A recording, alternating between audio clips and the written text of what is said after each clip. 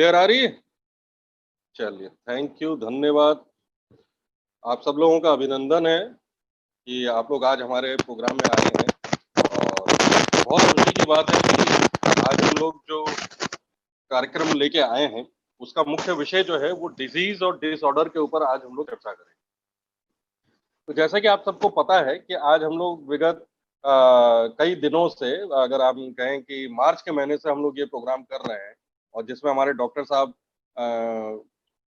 बेनागा काम कर रहे हैं, साथ साथ हम लोग भी प्रयास कर रहे हैं कि कोशिश हमारी ये हो रही है कि जितने भी आप लोगों को चीजें बताई जाए वो सबको समझ में आए। और आज जिस विषय पे हम लोग बात करेंगे वो है डिजीज और डिसऑर्डर। ठीक है, तो मैं अभी आपको 1 सेकंड के अंदर ये सारी चीजें थोड़ा सा डिटेल्स में तो डॉक्टर साहब समझाएंगे, बट मैं आपको थोड़ा जस्ट बता दूंगा कि क्या चीजें होती हैं। ठीक है, 1 सेकंड का जरा समय दीजिएगा।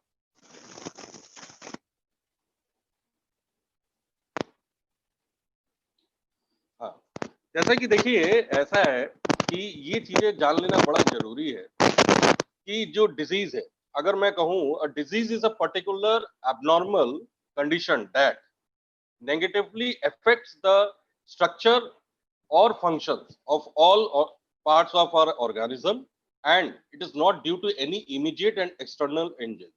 ठीक है, तो कहने का मतलब ये है कि जो भी डिजीज और डिसऑर्डर्स हैं हमारे शरीर में जो भी होते हैं, तो सबसे पहली बात तो क्या होता है कि हम आज के टाइम पे, आज का जो हमारा समय चल रहा है, इतना फास्ट लाइफ हो चुका है। लेकिन पिछले मार्च के महीने से तो ये फास्ट लाइफ मैं नहीं कहूंगा, क्योंकि अब थोड़ा स्थिर हो गया है। जिस हिसाब से हम लोग कर रहे थे, भाग रहे थे, तो ये डिजीज और डिसऑर्डर होना तो ये एक आम बात हो गई। और अभी भी है, लोग उससे अभी भी इफेक्टिव हैं। क्यों? क्योंकि लोगों का अपना जो दिन भर का जो दिनचर्या होता है ना, वो ठीक नहीं रहा है। अब समझ लीजिए कि रात को देर से सोना, सुबह जल्दी नहीं उठ पाना, सारी चीजें का बैलेंस ही खत्म हो गया है। किसी को कुछ पता ही नहीं कि कैसे क्या करना है। तो तमाम तरीके की बीमारियां, तमाम तरीके की चीजें जो है अपने शरीर में इफेक्ट कर रही हैं। और ऊपर से अगर आप कहें तो टेंशन अलग चीज है। ठीक है, तो आज इन चीजों पे डॉक्टर साहब जो है आपको डिटेल्स में बताएंगे कि डिजीज और डिसऑर्डर से क्या क्या हानिकारियां हो सकती है और हम उससे कैसे हम बच सकते हैं। बचने के उपाय भी वो आपको बताएं। चलिए, आज काफी नए लोग हैं यहाँ पे, मैं देख रहा हूँ काफी, क्योंकि रोज नए नए चेहरे देखने को मिलते हैं। क्योंकि हम लोग भी पिछले, देखिए, मार्च महीने से प्रोग्राम कर रहे हैं, तो काफी चेहरे हमारे जाने पहचाने हो गए, है ना। तो बहुत अच्छा लगता है जब कुछ नए चेहरे हम लोग के सामने आते हैं। तो उन सबको मैं अपना परिचय देना चाहता हूँ। नमस्कार दोस्तों, मैं रंजीत चैटर्जी, मैं मार्केटिंग मैनेजर हूँ और मैं नॉर्थ इंडिया बेस्ड हूँ। नॉर्थ इंडिया में जितने भी आपके 10 राज्य आते हैं उत्तर भारत के, जम्मू कश्मीर से लेकर हिमाचल प्रदेश, अपना दिल्ली और पंजाब, यूपी, उत्तराखंड, गुजरात, राजस्थान, एमपी, ये जितने भी राज्य हैं, 10-12 राज्य हैं, वो मैं देख रहा हूँ। और मैं दिल्ली ऑफिस में बैठता हूँ, लाजपत नगर में। दिल्ली से ही सारा सब कुछ कंट्रोल होता है नॉर्थ इंडिया का। और अगर मैं कंपनी की बात कहूँ तो कंपनी विगत 2009 से, अगर कहें, हमारा 10वां साल कंप्लीट हो चुका है और हम लोग की कोशिश यही थी कि इसी साल हम लोग सेलिब्रेशन करें। बट समहाउ ये कोरोना का जो इफेक्ट आया है, इसके वजह से डिले प्रोसेस हो गया है। लेकिन आप लोग चिंता मत करें, बहुत जल्दी आप लोगों को खुशखबरी भी लोग देंगे। ठीक है, और अगर मैं कहूँ कंपनी के बारे में, जो लोग नए लोग आए हैं उनको बता देना बहुत जरूरी है। देखिए, ऐसा है, हमारी कंपनी जो है वो एक इंडियन कंपनी होते हुए एक एमएनसी कंपनी, और हमारे ऑल ओवर इंडिया में टोटल 4 ब्रांचेस तो हैं ही। इसके अलावा हर स्टेट्स में हमारे डिस्ट्रिक्ट पॉइंट है, स्टेट स्टॉकिस्ट पॉइंट है, आप लोगों को वहां से भी प्रोडक्ट्स मिल जाएंगे। ठीक है, साथ ही साथ जो मैं 4 ब्रांचेस की बात कर रहा था, अगर उनकी बात मैं बताऊं तो सबसे पहले अगर हम बात करें, क्योंकि हमारी कंपनी चेन्नई से है, साउथ इंडिया से है, तो हमारा मेन हेड ऑफिस है वो चेन्नई में है, अम्बत्तूर। और वहां पे हमारे आदरणीय कार्तिकेयन सर, जितने भी तीनों डायरेक्टर्स वहीं पे बैठते हैं। और साथ ही साथ हमारी जो अपनी जो बिल्डिंग है वो है 40,000 स्क्वायर। ठीक सर, हम वो साउथ इंडिया करूँ तो श्रीलंका, मलेशिया, ये सारा कुछ, नेपाल, वो वही देगा। और उसके बाद अगर नॉर्थ इंडिया की बात करूं तो एक ब्रांच हमारे पास है और मैं वहां पे बैठता हूँ। साथ ही साथ सिलीगुड़ी जो ब्रांच है वो हमारा ईस्टर्न जोन का है, जहाँ पे हमारे सोमनाथ दा बैठते हैं, सोमनाथ घोष वहीं से सारा सब कुछ देखते हैं। 7 स्टेट्स हैं, जो 7 सिस्टर्स बोला जाता है। तो हमारा जो ब्रांच है वो आसाम में है, गुवाहाटी। गुवाहाटी में हमारे अंजन सर वहाँ पे बैठते हैं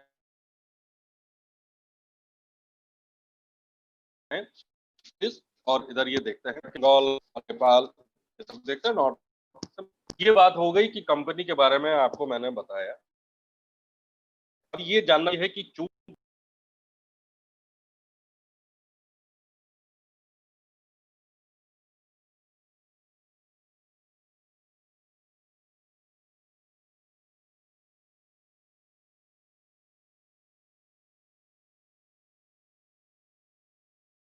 और इसके ऊपर जो भी प्रोडक्ट्स आते हैं वो हमारे आदरणीय डॉक्टर साहब बता देते हैं, मनोज सर बता देते हैं, क्योंकि वो लोग इस चीज में एकदम पारंगत है, एक्सपर्ट है। ठीक है, तो और डेली जो चीजें आप लोगों को इसके अलावा अगर समझनी है तो हम लोग 6 बजे का अपना प्रोग्राम करते हैं, है ना। तो 6 बजे के प्रोग्राम में आप लोग आते हैं, सारी चीजें समझते हैं, जिसमें हम लोग आपको मार्केटिंग प्लान के बारे में बताते हैं, जिसमें हम लोग आपको प्रमोशंस के बारे में बताते हैं, और शुरुआत में हम आपको कंपनी के बारे में बताते हैं, जिसे हम एमसी बोलते हैं, मास्टर ऑफ सेरेमनी। ठीक, तो ये सारी चीजें। अब आपको ये देखना है, चूंकि प्रोडक्ट्स की जानकारी बहुत जरूरी है, और हमारा ये पूरा उद्देश्य यही है कि जितने भी लोग हमारे कंपनी के साथ जुड़ते हैं, डे बाय डे जुड़ रहे हैं, तो हमारी कोशिश यही रहती है कि हम उनको पहले ट्रेंड करें। देखिए, बिना ट्रेंड किए, बिना किसी को पारंगत किए उस फील्ड में उतरना ही नहीं चाहिए। ऐसे मेरे पास दिन भर में इतने फोन्स आते हैं, सर मैं ये नहीं बता पा रहा हूँ, यार ये नहीं बता पा रही हूँ। तो क्यों नहीं बता पा रहे? कारण क्या है? कारण ये है कि आधा अधूरा ज्ञान है, आपको पता नहीं है कि कैसे क्या आगे बढ़ना है। तो मैं तो सबसे यही उम्मीद रखता हूँ, सबको यही बताता हूँ, समझाता हूँ कि भाई मेरे, कि सबसे पहले तुम जब जिस फील्ड में उतर रहे हो, है ना, तो हम लोग जैसे बचपन में होता था ना कि जब हम लोग के इम्तिहान होते थे, एग्जाम्स होते थे, तो हम लोग 6 महीने पहले से ही उसकी तैयारी करना शुरू कर देते थे। तो आप जब इस चीज से आपको पैसा कमाना है, जब इस चीज से आपको अपना कैरियर बिल्ड अगर करना है, तो भाई मेरे उसके थोड़ा होमवर्क करो, उसकी चीजें जानो, उसकी ट्रेनिंग ले लो। तो ट्रेनिंग के लिए जैसे देखिए ओबीएम हम करेंगे, सुबह 11 बजे का ये जो प्रोग्राम है ये बेनागा हम लोग कर रहे हैं। आज देखिए संडे है, संडे में भी हो रहा है, बहुत सारी कंपनीज में संडे बंद रहता है, लेकिन हम नहीं वो चीज कर रहे हैं, क्योंकि हमें पता है कि संडे को मैक्सिमम लोग हम लोगों को मिलते हैं। तो इस चीज का आप फायदा उठाइए। ठीक है, जैसे हमारे आदरणीय समीर सर एक दिन कह रहे थे, या सुंदर सर एक दिन कह रहे थे, या मनोज राय सर कह रहे थे कि हम लोग ने जब शुरुआत की थी 2012 में, तब हम लोग को इतनी सुविधाएं नहीं मिलती थी, हम लोग खुद ही सब कुछ करते थे, और हम लोग के अंदर पेशेंस इतना था, क्योंकि हमको भी पता था कि कंपनी की नई नई शुरुआत हुई है, तो बहुत समय प्रोडक्ट्स क्या होता था, एक एक महीने डिले हो जाता था। आप सोचिए, किसी को एक महीना पहले प्लान समझाया, उससे पैसे भी लिए, और प्रोडक्ट्स उसको अगर टाइम से ना मिले। लेकिन हाँ, उस टाइम पे लोगों का भरोसा था समीर सर के ऊपर, उस टाइम पे लोगों का भरोसा था कंपनी के ऊपर, तभी वो आज भी हमारे साथ जुड़े हुए हैं, और आज भी हमारे साथ काम कर रहे हैं, और डे बाय डे ग्रो करते करते 2009 से लेकर आज 10वां साल पूरा हो गया। आज हम लोग 15 लाख लोग जुड़ चुके हैं, 15 लाख लोगों का भरोसा हमारे ऊपर आ गया। ठीक है, तो ये अपने आप में बहुत बड़ी बात है। और जो लोग नए लोग हैं, उनको तो एकदम डरने की जरूरत है, क्योंकि देखिए तमाम ऐसी कंपनियां बाजार में हैं, आप उन लोग से बच के रहिए। हाँ, उनसे बच के रहिए, क्योंकि देखिए सपने बहुत दिखाते हैं वो, क्या आपको 1 महीने में, 2 महीने में, 3 महीने में आपको करोड़पति बना देंगे। मैं आपको गारंटी देके कह सकता हूँ, ऐसे कोई कंपनी नहीं है जो आपको करोड़पति बना दे। ये सब झूठे सपने आप लोगों को दिखाते हैं। आज हमारे समीर सर, आज हमारे मनोज सर, मौसम तमंग सर, क्या वो लोग ऐसे ही आज इतने अच्छे लेवल पे पहुंच गए? नहीं, उसके पीछे उन लोगों की 8-8 9-9 साल की मेहनत है, तब जाके वो आज इस पोजीशन में पहुंचे। तो इस चीज को ध्यान रखिए, इस चीज की इज्जत करिए। आपको अपने सीनियर्स की इज्जत करनी पड़ेगी, जो लोग, खासकर जो जूनियर्स हैं, जो अभी सीख रहे हैं, वो ये ना सोचे कि मेरे को सब पता है। बॉस, अगर तुम्हें सब कुछ पता है तो फिर समझ लो कि दी एंड है, कुछ नहीं पता है। आपके सीनियर्स आपको हाथ पकड़ के अगर डेली ट्रेनिंग में बैठा रहे हैं, तो उसकी सीरियसनेस को समझना पड़ेगा, कॉपी पेंसिल लेके बैठना पड़ेगा, सारी चीजें को समझना पड़ेगा। अभी देखिए, जैसे डॉक्टर साहब अभी आप लोगों को डिटेलिंग बताएंगे, सारी चीजें बताएंगे, तो मैं तो ये समझता हूँ कि आप लोग कॉपी पेंसिल लेके बैठे, एक एक चीज को समझें, और जो चीज ना समझ में आए तो वो हम लोग से पूछ लीजिए। अगर हम भी पारंगत नहीं है, अगर हमको भी नहीं समझ में आ रहा, तो हमारी कोशिश ये रहेगी कि हम अपने सीनियर से पूछ के आपको बता दें, ताकि आपको तुरंत उस चीज का हल मिल जाए और आप कहीं पे गलत इंस्ट्रक्शंस मार्केट में ना फॉलो करें। क्योंकि बहुत समय क्या होता है कि कहता आदमी कुछ और है, सुनता कुछ और है और बताता कुछ और है। तो ये चीज नहीं करना। ठीक है, तो मैं वही देख रहा हूँ, अभी सारे लोग मैसेजेस कर रहे हैं गुड मॉर्निंग करके। तो गुड मॉर्निंग फिर से, शब्बा गैस फिर से, नमस्कार फिर से सब लोगों को। बहुत अच्छा लगता है जब सब लोग गुड मॉर्निंग करते हैं। और हम लोग का तो मेन एम ही है, हम लोग शाम को भी मिलते हैं तो गुड मॉर्निंग ओरियंस बोलते हैं, बहुत अच्छा लगता है। क्यों बोलते हैं गुड मॉर्निंग ओरियंस? उसके पीछे एक कारण है। कारण ये है, जो ओरियंस कंपनी है ना, उसका मतलब ही यही है, उगता हुआ सूरज। आप लोगों को पता है, एक कहानी मैं आपको बताऊं, छोटी सी कहानी है, हम लोग बचपन में सुनते आते थे, हमारे माँ बाप, हमारे बाप, मतलब हमारे दादा दादी, ये सब यही बोलते थे। जो इंग्लैंड है ना, यूके, कहते थे कि उनका सूरज कभी डूबता नहीं था। तो हम लोग समझ नहीं पाते थे कि बोल क्या रहे हैं वो। उनका सूरज डूबता नहीं था, क्यों नहीं डूबता था? क्यों नहीं डूबता था? इसका कारण ये था कि यूके जो है, यूनाइटेड किंगडम, वो पूरे विश्व भर में अधिकतर देशों में उनका अपना होल्ड था, कंट्रोल था, है ना? तो वो हर जगह थे। तो आप समझ लीजिए, अगर ईस्टर्न पार्ट में है, अगर जापान में है, या इधर ऑस्ट्रेलिया में है, या इस तरफ से है, तो अगर हम देखते हैं तो सूरज तो सबसे पहले इधर ही से निकलता है। मलेशिया हो गया, ये हो गया। तो उसका धीरे धीरे अपना इंडिया आ गया, फिर इधर पाकिस्तान आ गया, इधर अफगानिस्तान, ईरान, ये सब आ गया। तो कहने का मतलब है, यूरोप तक पहुंचते पहुंचते जो है, हमारे इंडिया से और यूरोप की तो समय की दूरी तो 6 घंटे की है। तो 6 घंटे बाद वहां सूरज दिन होता था। तो वो तब हम लोग को समझ में आया कि अच्छा, ये पूरे विश्व भर में छाए हुए हैं, इसके वजह से इनका सूरज कभी नहीं डूबता है। तो यही मैं भी कह रहा हूं आपसे, बात को समझिए। ओरियंस को भी हमको ऐसे करना है, यूके की तरह। ओरियंस को हर जगह फैलाना है, हर देश में जाना है। अगर आपके हर कंट्रीज में है, तो हम भी ये कह सकते हैं कि ओरियंस का सूरज कभी डूबेगा नहीं, क्योंकि ओरियंस का अपना नाम ही यही है, उगता हुआ सूरज। तो सूरज कभी डूबता है क्या? कभी नहीं डूबता है। तो ओरियंस को भी हम लोग को हर जगह, अभी देखिए हम लोग 6 कंट्रीज में हैं। आप सोचिए कि 6 कंट्रीज में है, अभी हमारे पास साउथ अफ्रीका से आ रहा है फोन, अभी मेरे पास आया रोमानिया से फोन। अब आप सोचिए, कहाँ है रोमानिया? यूरोप में। कहाँ है साउथ अफ्रीका? और वो भी डरबन से फोन आया। सोचिए। तो मैंने जब डरबन में उनसे बात की, तो पता चला वहां पे बहुत सारे एनआरआईस हैं, बहुत सारे लोग इफेक्टिव है, और उनको ओरियंस के प्रोडक्ट्स चाहिए। फिर उन्होंने बोला कि ठीक है, हम डरबन में हैं, लेकिन हमारे बहुत सारे लोग ईस्ट लंदन में रहते हैं, वहीं पे साउथ अफ्रीका में। क्योंकि लंदन बोल, ईस्ट लंदन बोल के भी साउथ अफ्रीका में एक जगह है। तो कह रहे हैं वहां पे भी है। ठीक है। साथ ही साथ जोहान्सबर्ग में। तो सोचिए कि हमारा दायरा कहाँ से बढ़ रहा है। फिर केनिया में हम लोग पहुंच रहे हैं। नैरोबी से कल एक भाई साहब शाम को आए थे, उन्होंने बताया, वो अभी प्रेजेंट में चेन्नई में। तो वो कह रहे हैं कि मेरे कई कलीग्स भी नैरोबी में। तो अगर वो चाहेंगे तो वो वहां भी। तो कहने का है कि हमारा सूरज कभी डूबना नहीं चाहिए, हर कंट्री में हम रहे। और ये आप लोग के कारण ही हम लोग कर सकते हैं। हम अकेला क्या कर सकते हैं सर? अकेला चना भाड़ नहीं फोड़ सकता, पहली बात। मैं अकेला कुछ नहीं कर सकता। आप लोगों का साथ चाहिए। मैं आपसे यही कह रहा हूं कि आप एक कदम बढ़ाइए। जितने भी नए लोग आए हैं, उनसे मैं यही कह रहा हूं कि आप एक कदम बढ़ाइए, और हम लोग 3 कदम आपके साथ आगे बढ़ाएंगे। चलिए, पढ़ते हैं। और कोशिश ये करते हैं कि मैक्सिमम लोगों को अपने साथ जोड़ें, और मैक्सिमम लोगों को अपने इस टीम, ये जो हमारी मीटिंग्स होती हैं, प्रोडक्ट ट्रेनिंग होती हैं, और ये सारी चीजें होती हैं, इन सब में उन लोगों को अपने साथ लाएं, और उनको समझाएं, उनको पढ़ाएं, उनको लिखाएं। जब तक आप किसी का विकास नहीं करेंगे, ये तो सर हमारे केंद्र सरकार की भी मोटो है ना। अगर किसी का विकास करना है ना, तो उसको पहले समझाना पड़ेगा, उसको सारी चीजें बतानी पड़ेंगी, तब जाके वो आगे बढ़ेगा। ठीक है। पढ़ेगा लिखेगा तभी आगे बढ़ेगा। और हाँ, एक चीज और मैं बताऊं, एक छोटी सी चीज और बता। कोशिश ये करिए कि अपने साथ वुमेन को भी जोड़िए, लेडीज। बहुत जरूरी है, क्योंकि देखिए वुमेन एम्पावरमेंट बहुत जरूरी है, इसको करना बहुत जरूरी है। हमारे यहाँ पे मैं देखता हूँ, डेली हमारे पास कमली जी का फोन आता है, डेली मेरे पास गीता जी का फोन आता है, बहुत सारे लोगों का, नेपाल से कई सारे लीडर्स का मैं फोन आता है। क्योंकि मैं नाम इसलिए नहीं ले रहा हूँ, हो सकता है मेरे प्रोनाउंसिएशन में कुछ गलती हो जाए, तो माफ करिएगा।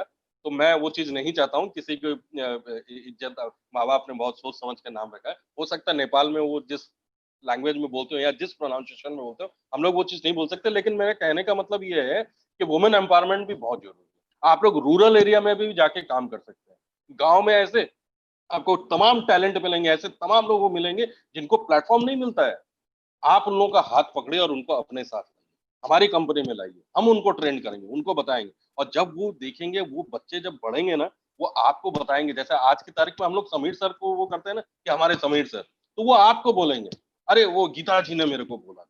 मैं आपको बताऊं, गीता जी जम्मू कश्मीर में बैठे श्रीनगर में एक लड़के से बात कर रही है।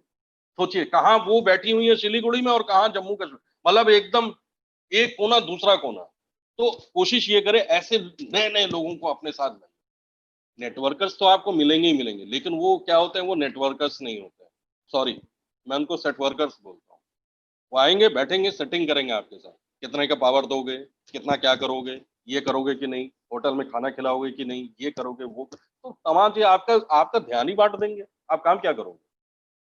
तो ऐसे लोगों को ज्यादा टच मत करिए, नए लोगों पे फोकस करिए। वो नए लोग आपके लिए बहुत अच्छा काम करेंगे और आप उनके साथ चलें तो देखिए आज आपकी टीम कहाँ से कहाँ पहुंचेगी। आज शुरुआत आप एक आदमी से करेंगे, मैं आपको गारंटी देके कह सकता हूँ, अगर आपने सिस्टम को फॉलो किया तो 7 महीने के अंदर आप 7 डायमंड जब बनेंगे ना, तो देखिएगा आपके नीचे हजारों लोगों की टीम खड़ी है। ठीक है, तो मैं अब ज्यादा समय नहीं लूंगा, क्योंकि देखिए बातें करते करते समय का ध्यान नहीं रहता है। तो मैं कोशिश हमारी यही है, हमारे आदरणीय डॉक्टर साहब आ चुके हैं, तो एक बार जोरदार अभिनंदन, डॉक्टर साहब का जोरदार स्वागत है। सर आप आइए, थैंक यू सो मच, और आगे का सेशन डॉक्टर साहब लेंगे। Over to you sir. नमस्कार, गुड मॉर्निंग रंजीत सर। नमस्कार, गुड मॉर्निंग ऑल माय नमस्कार डियर। सर। नमस्कार। आई होप सब लोग बढ़िया है, everybody is fine. So how is everyone, कैसे? Yes, welcome welcome. I hope सब लोग बढ़िया है, सब लोग अच्छे हैं। नॉट अच्छे, बढ़िया है। अच्छे बोलने से थोड़ी चलेगा, ऑडियंस वाले अच्छे ना, ऑडियंस वाले बढ़िया है ना हमेशा। So thank you so much Ranjit sir. एक चीज बहुत अच्छा लगा सुन के, मैं भी ये वर्ड यूज करता हूँ क्योंकि शायद रंजीत सर भी दिल्ली में ज्यादा बेस्ड थे और मैं भी बहुत दिल्ली में ट्रैवल करता हूँ। ये सेट वर्कर, ये वर्ड ना मुझे बहुत पसंद आया। मैं भी ये वर्ड ज्यादा यूज करता हूँ, राइट। मे बी आप जो हमारे नेपाल में लीडर्स है शायद ये वर्ड को नहीं जानते। सेट वर्कर्स मतलब वो होते जो काम नहीं करेंगे, सेटिंग करेंगे। सेटिंग मतलब मेरा यहाँ पे आईडी लगा दो, मेरा यहाँ पे पावर होगा, और विकर भी चाहिए। मतलब सेट वर्कर को क्या चाहिए, आप सुनना चाहेंगे, आपको मजा आएगा। उनको पावर भी चाहिए, उनको विकर भी चाहिए, उनको सपोर्ट भी चाहिए, उनको आप गाड़ी का भी तेल दीजिए, बट बोनस वो जरूर लेंगे। इसको बोलते हैं सेट वर्कर। समझ गया सेट वर्कर मतलब क्या होता है? जो रंजीत सर जो वर्ड यूज कर रहे थे, that's the meaning of set worker, जो इंडिया में बहुत फेमस वर्ड है नेटवर्क मार्केटिंग में। Means those people they will not work. उनको पावर भी चाहिए, विकर भी चाहिए, आपके ऊपर का सपोर्ट भी चाहिए, खाने का भी पैसा चाहिए, पेट्रोल का भी पैसा चाहिए, लेकिन बोनस वो लेगा। So I mean that is not actually genuine work, right? Yes, correct, Ranjit sir. Thank you so much, my dear leaders. Welcome everyone. एक पहले मुझे ये बात बताई ताकि मुझे समझाना इजी हो जाएगा। आज का टॉपिक है डिजीज एंड डिसऑर्डर्स, जो आज का टॉपिक है डिजीज एंड डिसऑर्डर्स, बट मुझे नहीं लगता है कि आज 1 घंटे में पूरा खत्म हो पाएगा। कुछ एक पार्ट खत्म करूंगा, एटलीस्ट इसका थीम को जरूर खत्म करूंगा, ताकि डिटेल्स कल से परसों से तरसों से, क्योंकि एक दिन में नहीं खत्म होगा, वो डिटेल टॉपिक है। मुझे मैनेजमेंट से ये बोला गया कि एक दिन में खत्म करो, बट आई थिंक जब मैं करने से पहले सोच रहा हूँ, I can not finish in 1 day, I can finish may be 30% in next another 70% in 2-3 days. पहले मुझे ये बताइए दोस्तों, आप में से कितने लोगों ने टेलीग्राम चैनल में ये पोस्ट देखा है जो मैंने मे बी जस्ट आधा घंटा पहले डाला है? Anybody saw the post half an hour before? अगर आपने नहीं देखा है तो प्लीज एक बार टेलीग्राम चैनल में पोस्ट देखिए। देन मेरे लिए बहुत ईजी होगा आपको समझाना, आपके लिए बहुत ईजी होगा फॉर डिजीज एंड डिसऑर्डर्स। जो मैंने पोस्ट डाला है, 2 पोस्ट डाला है मैंने with pictures, so that I could explain you easier. मेरे लिए एक्सप्लेन करना इजी होगा, आपके लिए एक्सप्लेन होना इजी होगा, because the words are very similar, but the words are very similar. Disease, disorder, see the first 3 letters also very similar. तीनों अक्षर भी पहले का बहुत सेम टू सेम है। काफी लोग उसको सेम टू सेम चीज सोचते, बट ये काफी अलग है। एक ही कॉइन का हिस्सा है, बट एक हेड एक टेल है। इस चीज को समझे, दोनों एक ही कॉइन का हिस्सा है, but one is head one is tail. So if anybody not seen the post, please आप टेलीग्राम चैनल में जस्ट मोबाइल से देख लीजिए। I put that post, you can be subscriber. Yes, this is what is my own organs and systems, correct? And you could be subscribing to my channel. This is my channel link, and आप में से कोई अगर subscribe नहीं है तो आप please you can be subscribing any time. आपको हमेशा चैनल खोलना नहीं पड़ेगा, मैं कोई भी पोस्ट डालूंगा तो सिमिलर आपको नोटिफिकेशन वीडियो कुछ भी आ जाएगा, बिकॉज मैं भी एवरीडे 2 से 3 पोस्ट डालने वाला हूँ ऑन वेरी इंटरेस्टिंग टॉपिक्स। जो टॉपिक कल होने वाला है उसका पोस्ट आज रात को डालने वाला हूँ, जो टॉपिक परसों होने वाला है उसको मैं कल रात डालने वाला हूँ। सो डिसीज एंड डिसऑर्डर्स, ये इसका टॉपिक फर्स्ट टाइम बहुत लोग कई चीजें सुनेंगे, बिकॉज डिजीज डिसऑर्डर वर्ड बहुत लोगों ने सुना है। Disease, I told you, disease is something when ease के साथ नहीं हो रहा है। If you saw my post, मैंने एक चीज लिखा है, disease means when the organs don't work with ease. Ease मतलब ऑर्गन जब आसानी से काम नहीं कर पा रहे उसको हम डिजीज बोलते हैं। तो disease got fame because our organs got tame, ये मेरा राइटिंग था। फेम मतलब डिजीज को, बीमारियों का नाम मिल गया बिकॉज ऑर्गन्स काम का नहीं रहे। ऑर्गन्स कमजोर हो गए तो बीमारियों का नाम रोशन हो गया। It's like that. टेम मतलब डाउन होना, नाम मतलब उजाला ऐसे हो जाना, उसको टेम बोलते। फेम मतलब ऐसा फेमस हो जाना, उसको फेम बोलते हैं। सो डिजीज एंड डिसऑर्डर्स, और लास्ट में मैंने एक मेंटल इमेज डाला है, आपने देखे ब्रेन का इमेज डाला है। यू सी, अगर उस ब्रेन का इमेज को आप देखेंगे वहाँ पे हाईलाइट में डिप्रेशन है, बाकी चीजें छोटे छोटे छोटे छोटे अक्षरों में लिखा है। What is the meaning of A disorder? First मैं आपको ये बोलना चाहूंगा, आपको मैं क्वेश्चन पूछता, चलिए, it will be very interesting. आप मुझे ये बताइए, पहला आपको क्या लगता है, पहले कोई भी इंसान के अंदर डिजीज आता है या डिसऑर्डर आता है? What comes first? आपके बॉडी में या किसी के बॉडी में भी एक डिजीज पहले आएगा या डिसऑर्डर पहले आएगा? डिजीज 1, डिसऑर्डर 2, कौन सा वाला पहले आएगा? डिजीज पहले आएगा, डिसऑर्डर पहले आएगा? Disease 1, disorder 2। बिकॉज आज रियली इंटरेस्टिंग होने वाला है और आप में से बहुत लोग कुछ नया चीज सुनने वाले हैं। व्हाट कम्स फर्स्ट, डिजीज और disorder? Disease is 1, disorder is 2।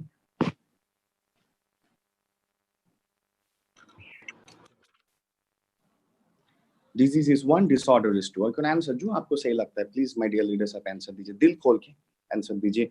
ऐसा मत सोचिए कि हम गलत देंगे, क्या देंगे, नहीं, प्लीज, बिल्कुल, it's your place to answer me. बिल्कुल आप बेफिक्र होकर आंसर दीजिए। आई थिंक ऑलमोस्ट 70% लोगों ने डिसऑर्डर बोला एंड 30% लोगों ने डिजीज बोला। सो मैं थोड़ा आंसर दे देता हूँ। द डिसऑर्डर्स कम्स फर्स्ट, सबसे पहले डिसऑर्डर आते हैं। और वो डिसऑर्डर जब एक बहुत बड़ा रूप ले लेता है, बहुत बड़ा रूप मीन्स गहराई में और चौड़ाई में, मतलब in the depth and in the width, एक बहुत बड़ा आकार ले लेते हैं, दैट्स टाइम उसको डिजीज बोलते हैं। What is the meaning of disorder? चलिए इंग्लिश में इसको समझते हैं, वेरी सिंपल वे समझाऊंगा। ओके, मुझे यहाँ पे कौन लिख सकता है what is the meaning of order? Order होता है ना, ORDER, ऑर्डर, ORDER। ऑर्डर का मतलब क्या होता है? मतलब किसी को ऑर्डर देना, वो बात नहीं बोल रहा हूँ। अगर मैंने आपको इंग्लिश में बोला, please sir sit in the right order, please sit in the right order, मैंने अगर किसी को ऐसा बोला, तो इस ऑर्डर का मतलब क्या, मेरी इस भाषा का मतलब हुआ, अगर मैंने बोला please right in the right order, है ना, please walk in the right order, right, organized way. Very good answer, Srijana Thapaji. This is a very good answer. I was looking for this answer. So the very good answer, Srijana ji, definitely आपको एक gift हमारी तरफ से जरूर मिलेगा, because जो जो बहुत क्रिटिकल आंसर देंगे उनको मेरे तरफ से गिफ्ट जरूर जाएगा। मैंने प्रॉमिस किया, मतलब आपको जरूर मिलेगा। So the answer, systematic arrangements, also very good answer. Right Q, right Q means line. Okay, not so bad, but organized arrangement and the पहले वाला सृजना जी का जो आंसर था, very good answer था, that organized way and systemic arrangement. So actually the word comes arrangement of people, arrangement of something, that's called the right order. So order means, in a very simple thing, is that proper and a sequence or arrangement, वो भी सही answer है। arrangement, देखिए हर जगह में एक word आ रहा है arrangement, और ऑर्डर मतलब राइट अरेंजमेंट, राइट ऑर्डर मतलब right arrangement. So you can say order मतलब एक पैटर्न, एक करेक्ट पैटर्न। जैसे अगर आपको सपोज सोचिए आप कोई दुकान में गए हैं और या राशन के जगह में गए हैं, कहीं पे भी गए, वहाँ पे बहुत लोग क्यू में हैं, मतलब बहुत लोग लाइन में खड़े हैं। तो आप होता है ना, लाइन में क्या होता है, कोई आगे जाने का कोशिश करता है, कोई पीछे चला जाता है, कोई धक्का देता है। तो आपको दुकान वाला का मैनेजर आके या बाहर वाला आके बोला, please stand in the right order. Please stand in the right order मतलब राइट अरेंजमेंट में खड़ा रहिए, प्रॉपर तरीके से खड़े रहिए। मतलब प्रॉपर तरीका मीन्स प्रॉपर ऑर्डर, राइट तरीका मीन्स राइट ऑर्डर। जस्ट इतना याद रखिए तो आपको समझ में आ जाएगा। इट मीन्स डिसऑर्डर का मतलब क्या है? राइट ऑर्डर मीन्स सही तरीका, तो डिसऑर्डर मीन्स क्या होगा? अब मुझे लिखिए यहाँ पर मैसेज में, अगर ऑर्डर मीन्स या right order means right arrangement है, डिसऑर्डर मीन्स क्या होगा? आप सिंपल आंसर भाषा में दे सकते हैं, क्योंकि मैं चाहता हूं कि आप खुद रियलाइज करें। अगर right order means right arrangement है, तो डिसऑर्डर का मतलब क्या होगा? What is the meaning of disorder? According to you आपको क्या लगता है डिसऑर्डर का क्या मतलब होगा? डिसअरेंजमेंट, स्टेट ऑफ कंफ्यूजन, लिखते जाइए। I am waiting for answers please. आप बेझिझक आंसर दीजिए, दिल खोल के बेझिझक आंसर दीजिए, शर्मा के आंसर मत दीजिए। No proper way, wrong arrangement, mental disorder, unstable, okay दीजिए, wrong order, disorder, wrong order, okay, disarrangement, not working properly, Amit ji, yes, not bad. Galat, not follow procedure, low mind, unmanaged way also, not in the systematic way also, correct. Okay, almost सबका answers का meaning same था, words अलग थे but meaning same था, lack of proper arrangement. It means proper arrangement means proper order, yeah, we can say order. Improper arrangement, गलत arrangement, गड़बड़ वाला arrangement या गड़बड़ वाला सिस्टम सिस्टमेटिक तरीके से चल रहा है तो ऑर्डर बोलते हैं, और सिस्टमेटिक तरीके से नहीं चल रहा है, बिगड़ गया है तो उसको हम डिसऑर्डर बोलते हैं। It means in a very simple way, arrangement fail in a very simple way. अगर स्टमक जो सिस्टम से वो चलना चाहिए वही सिस्टम से चल रहा है, then we can say stomach एक राइट ऑर्डर में है।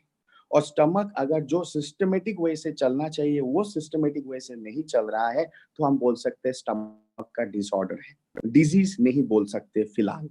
वन मोर टाइम मैं बोल रहा हूँ, डिसऑर्डर पे आ रहा हूँ मैं, डिजीज का वर्ड नहीं बोल रहा हूँ अभी।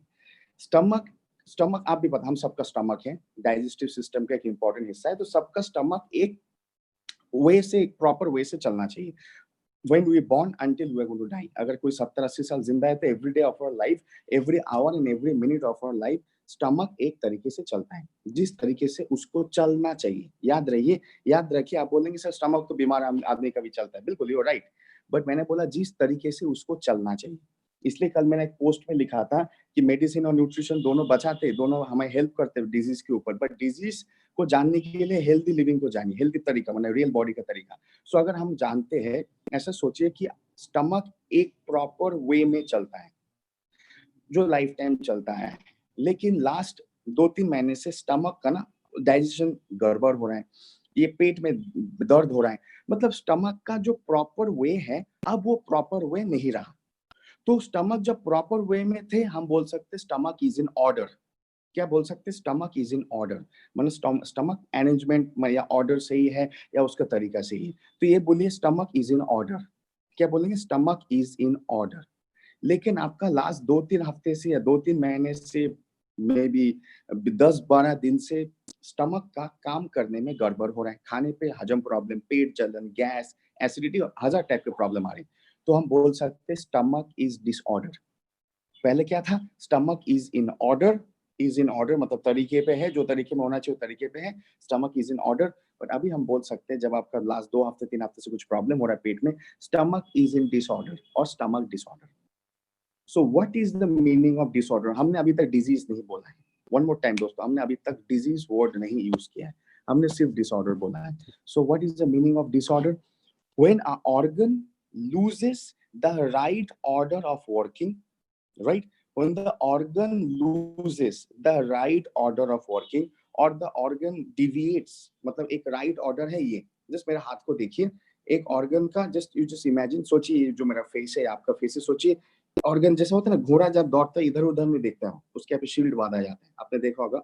When horse is running इधर उधर नहीं देखता है, उसको जॉकी दौड़ाता है, जूम करके ऐसे स्पीड से दौड़ता है तब जाकर रेस जीत सकता है। तो ऐसे सोचिए ये फेस भी एक ऑर्गन है, जस्ट ऐसे सोचिए। तो ये फेस को ये दायरे में काम करना है, ये दायरे में, दायरा दायरा समझते हैं ना, राइट? ये डायप्सम, ये दायरे में काम करना है, इससे बाहर इस पार भी नहीं, इस पार उस पार भी नहीं, इसको ऊपर भी नहीं और इसके नीचे भी नहीं। तो जब तक वो इस दायरे में काम कर रहा है तब तक हम बोल सकते हैं this organ is in order, अगर इसको एक ऑर्गन लेते हैं। लेकिन जैसे ही ये दायरे के इस पार गया या तो इस पार गया या तो ऊपर गया तो नीचे गया, हम बोल सकते हैं it has lost its order, मतलब उसने अपना ऑर्डर मतलब खो दिया, अपना दायरा खो दिया, means it is in disorder. But disease नहीं बोल सकते फिलहाल। Are you able to get me? क्या आप मुझे समझ पा रहे हैं? बिकॉज ये थोड़ा सा आपके लिए न्यू टॉपिक है, थोड़ा साइंटिफिक टॉपिक है। कभी कभी मुझे चैट में लिखिए यस सर समझ पा रहे या नो सर नहीं समझ पा रहे, प्लीज मेरे साथ कम्युनिकेट करें डायरेक्टली। अगर नहीं समझ पा रहे बोले नहीं सर नहीं समझ पाए, समझ पाए तो लिख दीजिए, देन मैं कॉन्फिडेंट फील करूंगा कि आप समझ पा रहे, बिकॉज मेरा उद्देश्य है आपको समझाना। सिर्फ मेरा बोलना उद्देश्य नहीं आपको समझाना। तो repeat once, fully understand. Okay, फिर से मैं बोल रहा हूँ। सोचिए, ये फेस नहीं है, ये स्टमक है, ऐसा सोचिए डियर फ्रेंड्स। इजी भाषा में बोलता, ये फेस नहीं है, ये स्टमक है, ऐसा सोचिए। अब ये स्टमक का फंक्शन मतलब कार्यक्रम का दायरा है, काम करने का दायरा है इतना इतना। फिर से बोल रहा हूँ, ये है स्टमक, ये फेस नहीं है मेरा, सोचिए स्टमक है। ये स्टमक का दायरा है काम करना, दायरा मतलब बाउंड्रीज, बाउंड्रीज राइट, बॉर्डर या बाउंड्रीज ऑफ वर्किंग है इतना। इतना मीन्स जहां जितना फेस है, इसके ऊपर भी नहीं, इसके नीचे नहीं, इसकी इस पार नहीं, इसकी इस पार नहीं, ठीक है। तो ये काम करेगा इस दायरे में, इस दायरे में चल रहा है। ये दायरे में अगर ऐसे ही चल रहा है, इतना ही चल रहा है, उतना चल रहा है, सोचिए जितना मुंह का है इसी दायरे में वो चल रहा है, that means the stomach is in order. लेकिन ऐसा हो गया कि अब ये इस दायरे के इस पार चला गया, या तो इस पार चला गया, या तो इतना ऊपर चला गया, तो इससे नीचे चला गया, that means it is not in order. It has lost is order और it is not in order, क्योंकि वो अपना दायरा को खो चुका है, दायरा के कोई ना कोई बाहर चला गया। तब हम बोल सकते ये stomach is in disorder. Disease अभी तक नहीं बोल सकते, जो आप डिसऑर्डर वर्ड सुनते हैं ना, to that time we can claim that the stomach is in disorder, फिर भी डिजीज वर्ड नहीं यूज कर सकते। So it means the what is the meaning of a disorder of organ? Disorder of organ means जब एक organ, right, when an organ has lost his working order. Working order means हर चीज का एक boundary है। Okay, चलिए और एक आसान एग्जांपल देते हैं कि आपके बहुत लोगों के घर में बच्चे होंगे, या आस पड़ोस में बच्चे होंगे, या फैमिली में बच्चे होंगे। छोटा बच्चा का बात कर रहा हूँ, मतलब 4, 5, 6, 7, 8 साल, उससे ऊपर नहीं। हम बड़े हो गए तो हम भाग सकते हैं। हमारे माँ बाप के लिए आज भी हम बच्चे हैं, लेकिन दुनिया के लिए तो हम बच्चे नहीं हुए, एडल्ट्स। सोच आपके घर में एक बच्चा है, सो हम आपने एक बच्चे को एक रूल में रखा है। आप बोलोगे क्या रूल में रखा है? तुम इस जगह के बाहर नहीं जा सकते हो, तुम इस घर के लॉन के बाहर नहीं जा सकते, घर के जो गार्डन है ना, इसके बाहर नहीं जा सकते, या उस खेत के उस पार नहीं जा सकते हो। वो मेन रोड में भी तुम जा नहीं सकते हो, गाड़ी चलता है बेटा, प्लीज मत जाओ, गाड़ी बहुत तेजी से चलता है। आप वो जो दीवार है उस पार नहीं जा सकते। सो आपने एक बच्चे को एक दायरे में रखा है, मतलब वो बच्चा अगर उस दायरे में रहा तो आप बोल सकते ही इज इन ऑर्डर। मतलब आपने उसके लिए एक दायरा सेट करके रखा, बाउंड्रीज। वो खेलेगा, कूदेगा, फुटबॉल खेलेगा, क्रिकेट खेलेगा, बदमाशी करेगा, पेड़ से आम भी तोड़ेगा, बट वो आपकी बाउंड्री के अंदर ही करेगा, आपके बाउंड्री को उस पार नहीं करेगा। जब तक वो बाउंड्री के अंदर जो भी कर रहा है आप बोलोगे इट्स इन ऑर्डर, उसने ऑर्डर ब्रेक नहीं किया। वो पिटाई नहीं खाएगा आपसे, वो आपसे गाली भी नहीं खाएगा, डांट भी नहीं खाएगा, बिकॉज वो ऑर्डर में अभी तक है। लेकिन जैसे ही उसने वो आपका दीवार का उस पार चला गया, आपका घर का मेन गेट के बाहर मेन रोड में चला गया, जहाँ पे हाईवे में गाड़ी जोर जोर से चलता है, तो आप भाग भाग के जाते हो ना उसको ले आने के लिए, या तो डांटते हो, या तो पीटते हो, गाली देते हो, भाग भाग के लेके आते हो। किसी के घर में जाके कूद के चला गया तो आसी भी आप लेके आते हो। क्यों? Because he has lost the order. He has what happened, he has lost the order. वो जो ऑर्डर था उस बच्चे के लिए, ये इतना ऑर्डर था, उसने ऑर्डर खो दिया। अब उसको जैसे ऑर्डर उसने खो दिया, आप वापस ला रहे हो ऑर्डर में, to get him back into order. तो जब तक वो बाउंड्रीज में था, इसको ध्यान से सुनिए क्योंकि आप डिजीज क्या आप समझ पाओगे। मैं अब तक उसको खोला नहीं हूँ, ध्यान से इस एग्जांपल सुनिए। जब तक वो आपका दायरे में था, जो दायरा आपने सेट करके दिया था, जब तक वो दायरे में था, ही वाज इन ऑर्डर। दायरे के थोड़ा बाहर गया, थोड़ा सा ही बाहर गया, ज्यादा नहीं, तो आप बोल रहे डिसऑर्डर। अब उसको बैक टू ऑर्डर लाना है। अब थर्ड एग्जांपल को सुनिए इसके साथ। अब वो आपका घर, लेट से आपका घर से 1 किलोमीटर दूर है, आधा किलोमीटर दूर या 200 मीटर दूर है। जो एक बच्चा कूद के फुटबॉल खेलते खेलते भाग के जाता है ना, हम भी तो बहुत बदमाश है छोटे उम्र में। तो what will happen is that वो बच्चा अभी हाईवे मेन रोड में जाने लगा, वो ऑर्डर से आउट हो चुका है, अब वो डिसऑर्डर हो चुका है, लेकिन वो फुटबॉल को लेके यहाँ है करके वो मेन रोड तक जाने लगा। आपने उसको कैच किया, अंदर चल, क्योंकि आपने देखा वो डिसऑर्डर में पहुंच गया है। वो क्या हो चुका है दोस्तों? डिसऑर्डर में पहुंच चुका है। डिसऑर्डर में पहुंच गया, किसी के साथ खेल रहा है, कूद रहा है, पर बाहर। सो आप उसको ऑर्डर में ला रहे हो। तो अभी तक भी हम बोल सकते हैं वो बच्चा डिसऑर्डर में है, वो बच्चा डिजीज में नहीं है, डिसऑर्डर में है। सोचो बच्चा एक ऑर्गन है, ऐसे सोचिए, डिसऑर्डर में। अब थर्ड एग्जांपल को अच्छे ध्यान से सुनिए। जब तक वो उस हाईवे में नहीं पहुंचा है, फिर से सुनिए, जब तक वो उस बाईपास या हाईवे में नहीं पहुंचा है, तब तक उसको गाड़ी ठोक नहीं देगा, तब तक गाड़ी नहीं ठोकेगा जब तक वो हाईवे में नहीं गया। क्योंकि लॉरी ट्रक तो वो तो किसी का अंदर में तो नहीं घुस जाता, वो हाईवे के ऊपर जाता है। पर हाईवे के पास एक हो ना चलने का जगह है, वो बच्चा अभी भी वो हाईवे के पास ही चल रहा है, हाईवे में नहीं चल रहा है, और उसके थोड़ा पास आपका घर है, बट वो घर से आउट हो गया, डिसऑर्डर, लेकिन अभी भी हाईवे में नहीं आया है। लेकिन वो बच्चा को आपको पता ही नहीं, या बच्चों को आपने तब तक पकड़ा नहीं, तो बच्चा अभी कहाँ जाएगा चल चल के, मुझे बताइए। अब वो बच्चा आपका घर का बाउंड्री क्रॉस करके बाहर जो थोड़ा थोड़ा ग्रास होता है, धूला धूला होता है, वहां पे घूम रहा है, थोड़ा आगे हाईवे है और थोड़ा पीछे आपका घर है। अब वो छोटा सा बच्चा इसके बाद भाग भाग के कहाँ जाएगा अपने फुटबॉल को लेके, घर पीछे वापस आएगा या हाईवे के रोड में जाएगा, क्या करेगा? अभी तक वो हाईवे के साइड में था, एक साइड में उसका घर है, आपका घर है, ऑपोजिट साइड में थोड़ा आगे हाईवे, बड़ा रोड जहाँ पे लॉरी ट्रक गाड़ी जा रहे हैं, छोटा सा बच्चा है, वो कहाँ जाएगा? आपको क्या लगता है? He will come back to the house और he will move ahead forward to the highway? अब जो लगता है आप लिखिए। बिल्कुल आप अपना जो आपने छोटे उम्र में किया है ना, आपने और मैंने जो छोटे उम्र में किया है वही लिखिए। शायद समझ पा रहे मैं क्या बोलने का कोशिश कर रहा हूँ। जो आपने और मैंने छोटे उम्र में किया होगा, यस, तो हाईवे सर, हाँ हमने तो वही किया होगा, forward to the highway, move on highway, yes. मतलब हम सब ने छोटे उम्र में ये बदमाशी किया है, समझ गए? मतलब मैंने किया हूँ, ऐसा नहीं कि मैंने नहीं किया हूँ, मैं शायद आप लोगों से ज्यादा किया होगा। सो इट मीन्स अब वो कहा जा रहा है हाईवे में। हाईवे में क्या है दोस्तों? ट्रक जा रहा है, हाई स्पीड में गाड़ी जा रहा है, लॉरी जा रहा है, राइट? क्या हो सकता है उसका? एक्सीडेंट। जस्ट इस example, don't take it emotionally, otherwise उसका क्या हो सकता है? एक्सीडेंट। मतलब ट्रक, देखिए ट्रक 200 किलोमीटर स्पीड में जा रहा है, गाड़ी 100 किलोमीटर 150 किलोमीटर स्पीड में जा रहा है, एक बच्चा फटाक से आ गया तो ब्रेक नहीं मार पाएगा, ठोक देगा, उसको गाड़ी का गलती नहीं, वो बच्चा वहां पे गया, उससे भी गलती है, उसके माँ बाप ने केयर नहीं किया, क्या हो जाएगा? एक्सीडेंट होगा ही। मतलब इट हैपेंस, हम सुनते हैं ना, ऐसा एक्सीडेंट हो गया, किसी का ये हो गया। तो अभी तक वो हाईवे में जब तक नहीं गया था ना, हम बोल सकते डिसऑर्डर, लेकिन जब वो हाईवे में पहुंच गया और उसको गाड़ी ने आके थोड़ा सा एक्सीडेंट कर दिया, उसको चोट लग गया, तब हम बोल सकते डिजीज। उस फेज को, उस स्टेज को हम ऑफिशियली बोल सकते डिजीज। लेकिन उससे पहले भी घर से निकला हुआ है, अभी तक वो हाईवे में पहुंच के उसका एक्सीडेंट नहीं हुआ है, तब तक हम बोल सकते हैं डिसऑर्डर। घर की बाउंड्री के अंदर बोल सकते हैं ऑर्डर, घर के बाउंड्री के बाहर हाईवे से पहले disorder.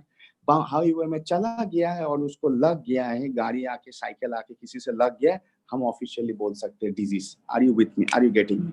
The difference between the order, disorder and disease. अगर ये एग्जाम्पल आपको समझ में आ गया, कोई भी बीमारी ऐसा चुटकी में आप समझ सकते हो, समझा सकते हो किसी को, at that certain time you can call he is, that's a disease. Just अभी सोचिए, एक ऑर्गन बैक टू स्टमक के लाता हूँ, किडनी लाता, जो ऑर्गन आपको बोलना है, चलो किडनी को लेके आते हैं। किडनी जब तक वो बाउंड्री के अंदर है, किडनी खुद तो नहीं चल के जाता, बट टेक एग्जांपल, किडनी जब तक वो दायरे और बाउंड्री के अंदर है, ही इज इन ऑर्डर। जैसे किडनी और बाउंड्री के बाहर गया, लेकिन अभी तक हाईवे में नहीं गया, डिसऑर्डर। जब वो किडनी चला गया है हाईवे में और किडनी को आगे किसी ने ठोक के इंजर कर दिया है, बर्बाद कर दिया है, that's the time disease. So first stage था किडनी ऑर्डर, नेक्स्ट में चला गया डिसऑर्डर, किडनी डिसऑर्डर, जब जाके उसको गाड़ी ने ठोक दिया हाईवे में, तब उसको बोलते हैं डिजीज। ऐसे ही समझे कोई भी ऑर्गन्स के लिए। Are you clear? क्या आप समझ पाए? Did you get my example?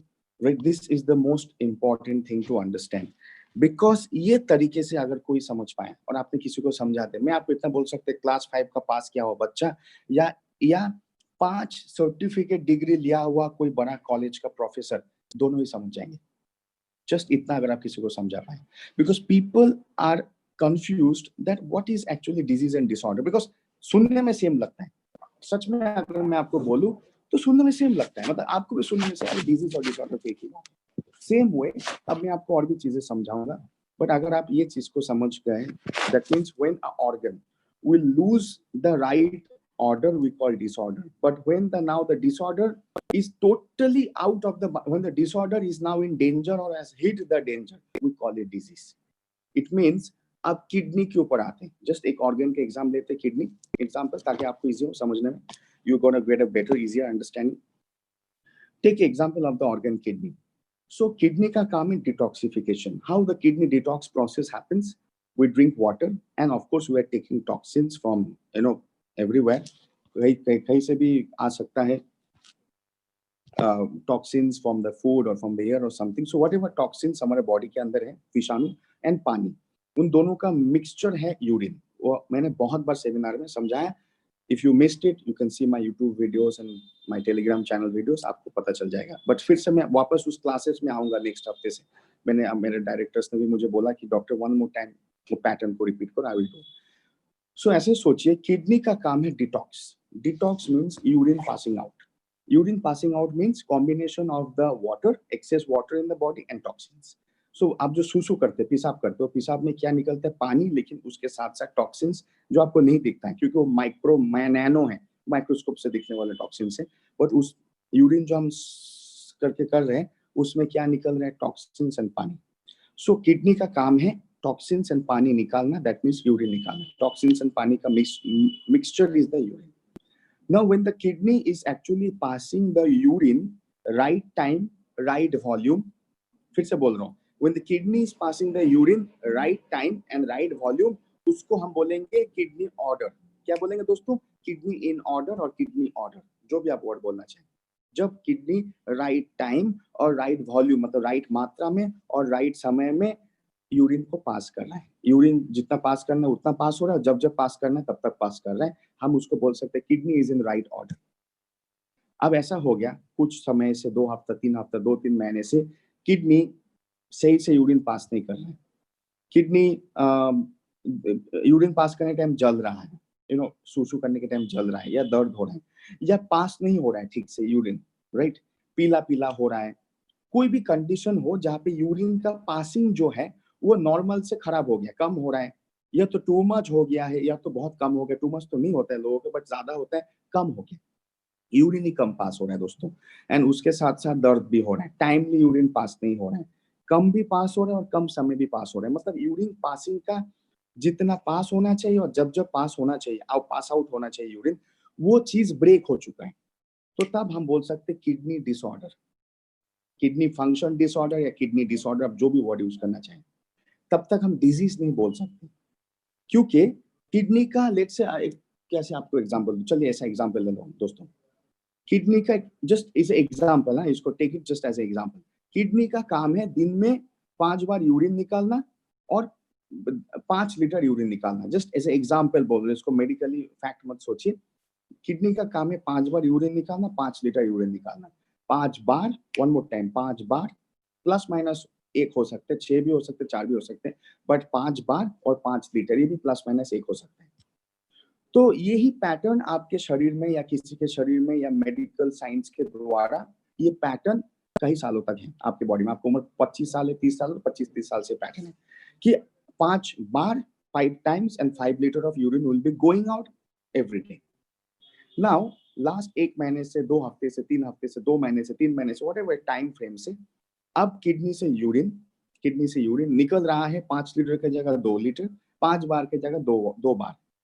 मतलब जब तक किडनी 5 लीटर और 5 बार यूरिन आउट कर रहा था, उसको हम बोलेंगे किडनी का राइट ऑर्डर, किडनी का करेक्ट ऑर्डर.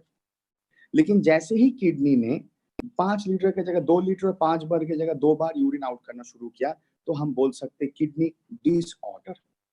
डिजीज अभी तक भी नहीं बोल सकते, क्योंकि किडनी का जो काम करने का दायरा है, वो दायरे से किडनी बाहर आ चुका है, मतलब एक डैमेज जोन में आ चुका है, लेकिन अभी तक बीमार नहीं बोल सकते. आप बोलेंगे सर डिजीज कब बोल सकते हैं?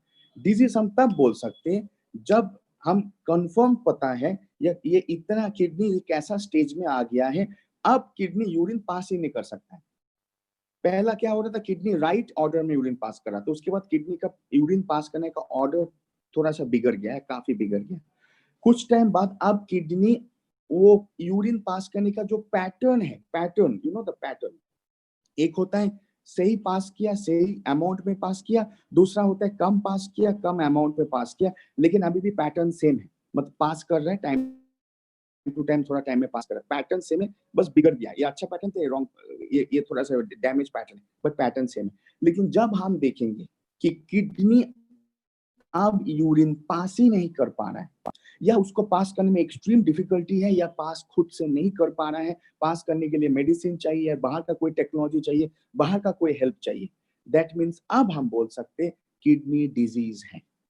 अब हम क्या बोल सकते दोस्तों? किडनी डिजीज है. तब तक हम क्या बोल रहे थे, किडनी ऑर्डर है। उसके बाद हमने क्या बोला, जब ऑर्डर टूटा हमने बोला डिसऑर्डर है, डिजीज नहीं बोला। लेकिन जब किडनी कैसे भी यूरिन पास करने की क्षमता में नहीं है, उसको बाहर का मेडिसिन, हेल्प, इंजेक्शन कुछ का जरूरत है, तब हम बोल सकते किडनी डिजीज है।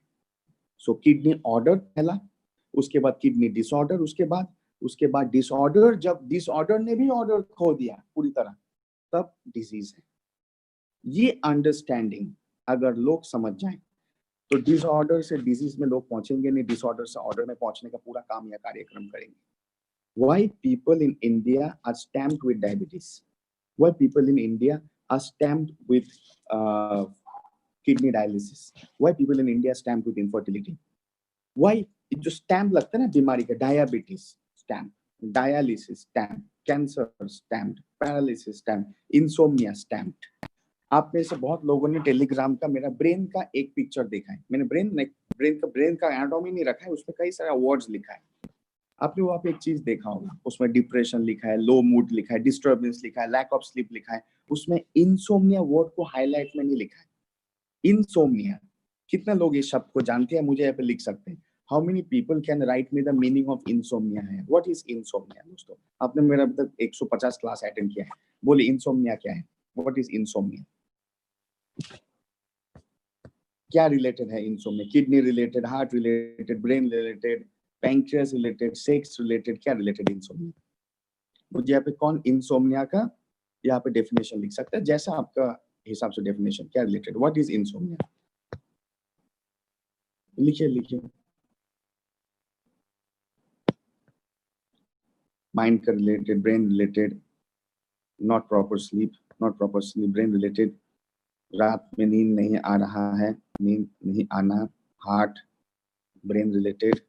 किसी ने सेक्स रिलेटेड नहीं लिखा, मैं सोचा कोई लिखेगा हार्मोनल रिलेटेड बोल के भी राइटिंग दिस। मैं सोचा कोई स्टमक रिलेटेड भी लिखेगा, नहीं, नोबडी राइटिंग। मतलब सब लोगों को रियली पता है। Very good, my great students. Okay, lots of sleep disorder, inability to sleep. Good, all the answers are very good, correct, बिल्कुल करेक्ट। सो इंसोम्निया अगर आप गूगल में डालेंगे, इट्स अ डिजीज, नाम डिजीज, लेकिन वो अभी तक वो डिजीज है, मतलब फाइनल स्टेज में। What is before that? There is a disorder. What is before that? There is a order. आपने लिखा है ना, unable to sleep, lack of sleep. मुझे एक बात बताइए, स्लीप मतलब नींद, रात को शांति से नींद आना, sleep, it's a right order, correct? रात को अगर नींद, मतलब आप टायर्ड हो गए, रात को सो गए, लेट गए, आपको नींद आना, ये क्या है? राइट ऑर्डर है, करेक्ट? ये सही ऑर्डर है। सो गुड स्लीप या even the word sleep is the right order. lack of sleep is the disorder, okay? And when inability to sleep, inability matlab lost the ability, to sleep, insomnia disease। आया समझ में?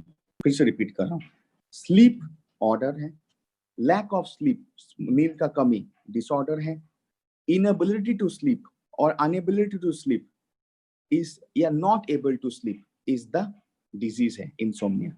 मतलब नींद आना order है, नींद कम आना या ठीक से नहीं आना अभी भी डिसऑर्डर है, डिजीज नहीं है। नींद आने का पावर ही खो देना डिजीज है, इंसोम्निया। ऐसा ही समझिए। जस्ट लाइक यूरिन प्रॉपरली आना ऑर्डर है, यूरिन गड़बड़ तरीके से आना डिसऑर्डर है, यूरिन बिल्कुल भी नहीं आना, यूरिन आने का पावर ही खो देना डिजीज है। बस ये तीन वर्ड्स को समझिए, order, disorder, disease. Are you with me? Order, disorder, disease, बस इतना आपको समझना है। फिर से बोल रहा हूँ, नींद आना ऑर्डर है, नींद आने में गड़बड़ होना डिसऑर्डर है, नींद आने का क्षमता ही खो देना डिजीज है, insomnia. But it's organ related, system related, nerves related, but वो मैं आज नहीं बोलूंगा, क्योंकि वो उसको फिर मेरा पैटर्न हमारा चेंज हो जाएगा। आज मैं ऑर्गन वाइज एग्जांपल दूंगा आपको, ताकि आप समझे एसिडिटी क्या है और अल्सर क्या है, दोनों ही स्टमक में है ना। ढकार क्या है और रिफ्लक्स क्या है, दोनों ही स्टमक रिलेटेड है। मैं उसमें आता हूँ, आज मैं उसको ही समझाता हूँ, डिजीज और डिसऑर्डर के डिफरेंस और कुछ ऑर्गन्स के रिलेटेड, ताकि आप समझ पाए और लोगों को बचा पाए एक टाइम पे। Because I will not tell about each and every now, because of this we'll lose the pattern. So अब स्टमक में आते हैं। आपने खाना खाया, खाना हजम ठीक से हो रहा है, स्टमक राइट ऑर्डर में है। वन मोर टाइम, खाना खाया, खाना ठीक से हजम हो रहा है, स्टमक राइट ऑर्डर में है। खाना खाया, पेट जल रहा है, ढकार आ रहा है, एसिडिटी हो रहा है, स्टमक डिसऑर्डर में है। ठीक है, खाना खाया, हजम होने का पावर ही नहीं है, खाते ही लूज मोशन या उल्टी या ब्लीडिंग हो रहा है, अल्सर हुआ, डिजीज है। सो एसिडिटी और अल्सर दोनों ही स्टमक में होता है, स्टमक के एक ही जगह में होता है। उसकी इमेज में डालूंगा आफ्टर द प्रोग्राम, आज शाम को 7-8 बजे 14 में डालूंगा जरूर, कई कई डिजीज डिसऑर्डर का डिफरेंस दिखाने के लिए। सो राइट डाइजेशन, प्रॉपर डाइजेशन मतलब स्टमक ऑर्डर। इनडाइजेशन मतलब एसिडिटी, गैस, हजम नहीं होना, डिसऑर्डर। बट स्टमक का पावर ही खो देना डाइजेशन होने का, स्टमक में ब्लीडिंग होना, डिजीज है, अल्सर। सो डाइजेशन और एसिडिटी डिसऑर्डर, अल्सर, डिजीज। आया समझ में? Are you able to get me? No? Yes और नो? क्योंकि मैं सबको कैमरा में नहीं देख पाता, तो लिखिए ये सर बोल रहा हूँ, आप कभी कोई चैट भी तो लिख सकते हैं, तो it will be helping me also, right? तो मैं भी समझ पाऊँ ना कि आप लोग समझ पा रहे हैं, मैं आप और आप लोग मेरे से समझने के लिए आए। Okay, I will repeat again. आपने खाना खाया, लेट्स से आपने अभी, बहुत लोगों ने सुबह खाना भी खाया होगा, इसके बाद भी खाएंगे, या कल रात भी, तो ऑफ कोर्स हम सब ने डिनर किया था। तो खाने के बाद हजम हो रहा है, ठीक ठाक हजम हो रहा है, मतलब स्टमक ऑर्डर में है। खाने के बाद हजम ठीक से नहीं हो रहा है, बद हजम हो रहा है, एसिडिटी, गैस, पेट में दर्द, ढक्कर आना, बद हजम है। याद रखिए, बद हजम, नॉट हजम नहीं बोला मैंने, बद हजम है, मतलब गलत हजम है। सो digestion, indigestion. Digestion means proper order. Indigestion means disorder, but not disease. लेकिन losing the power of digestion, disease. Ulcer, ulcer में क्या होता है, आदमी खाते ही उसको, जो इवन जो पॉटी होता है, ब्लीडिंग वाला पॉटी होता है, आपने सुना होगा, उल्टी आते है, खून के साथ उल्टी आता है अल्सर वाले को, राइट? उसको तो इंजेक्शन भी लेना पड़ता है, मेडिसिन भी लेना पड़ता है, बेरियोस्कोप भी लेना पड़ता है, चेक पुटिंग बेरियम सल्फेट है। सो खाना खाया, हजम ठीक ठाक हो गया, राइट डाइजेशन, राइट ऑर्डर है। खाने के बाद हजम में प्रॉब्लम हो रहा है, डिसऑर्डर है। हजम करने का पावर ही खो देना, डिजीज है, ulcer. So just remember, digestion, indigestion, ulcer. Digestion is order, indigestion is disorder, ulcer is the disease. बात खत्म, इतना याद रख सकते। सो यू कैन, अब इसके बाद क्या थीम है ना, मैं लास्ट में, मुझे और 15 मिनट 10 मिनट बोलने दीजिए, कुछ example, then I will bring you the theme, how you can, we can help people with orients product.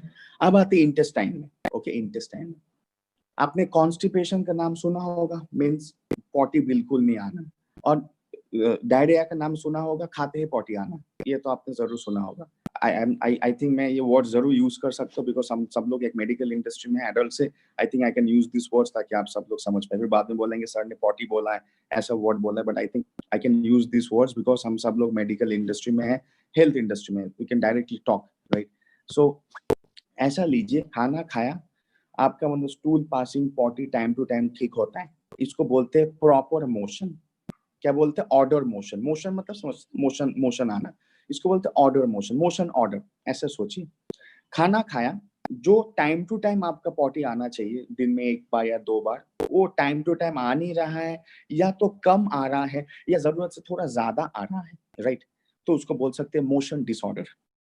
अब खाना खाने के बाद 3-3 दिन पॉटी आ ही नहीं रहा है, या खाते ही 3-3 4-4 बार पॉटी आ रहा है, मतलब क्या बोलेंगे, मेरा तो पूरा डायरिया हो रहा है, या मेरा पूरा कॉन्स्टिपेशन हो गया है, मतलब पॉटी आना ही नहीं, कॉन्स्टिपेशन, पॉटी कम आना या गड़बड़ तरीके से आना, ये आपका टाइट मोशन। याद कीजिएगा, टाइट मोशन और कॉन्स्टिपेशन दोनों अलग वर्ड है। Are you with me? Tight motion and constipation अलग वर्ड है। तो हमने अभी कॉन्स्टिपेशन के साथ में तीन वर्ड्स ला रहा हूँ। एक को बोल रहे राइट मोशन, मतलब ऑर्डर, एक को बोल रहे टाइट मोशन, डिसऑर्डर, एक को बोल रहे कॉन्स्टिपेशन, डिजीज। मतलब जब तक हमारा पॉटी लाने का या स्टूल पासिंग का जिम्मेदारी इंटेस्टाइन का है, जैसे स्टमक का डाइजेशन में मेजर रोल है, इंटेस्टाइन का पास आउट में मेजर रोल है। तो आप खुद सोचिए कि स्टमक प्रॉपर तरीके से एब्जॉर्प्शन करने के बाद निकाल पा रहा है, एक्सक्रीशन कर पा रहा है, आपका स्टूल पॉटी ठीक ठाक हो रहा है, that means it's called stomach अभी राइट ऑर्डर में है, stomach is in the right order, proper तरीके से कर पा रहा है। स्टमक का पासिंग में गड़बड़ी हो रहा है, कम पास कर पा रहा है या बहुत ज्यादा का पास कर पा रहा है, टाइम टू टाइम इंटेस्टाइन पास नहीं कर पा रहा है पॉटी को, तो हम बोल सकते हैं इंटेस्टाइन डिसऑर्डर। मतलब मोशन का डिसऑर्डर मतलब इंटेस्टाइन का डिसऑर्डर, पासिंग का डिसऑर्डर।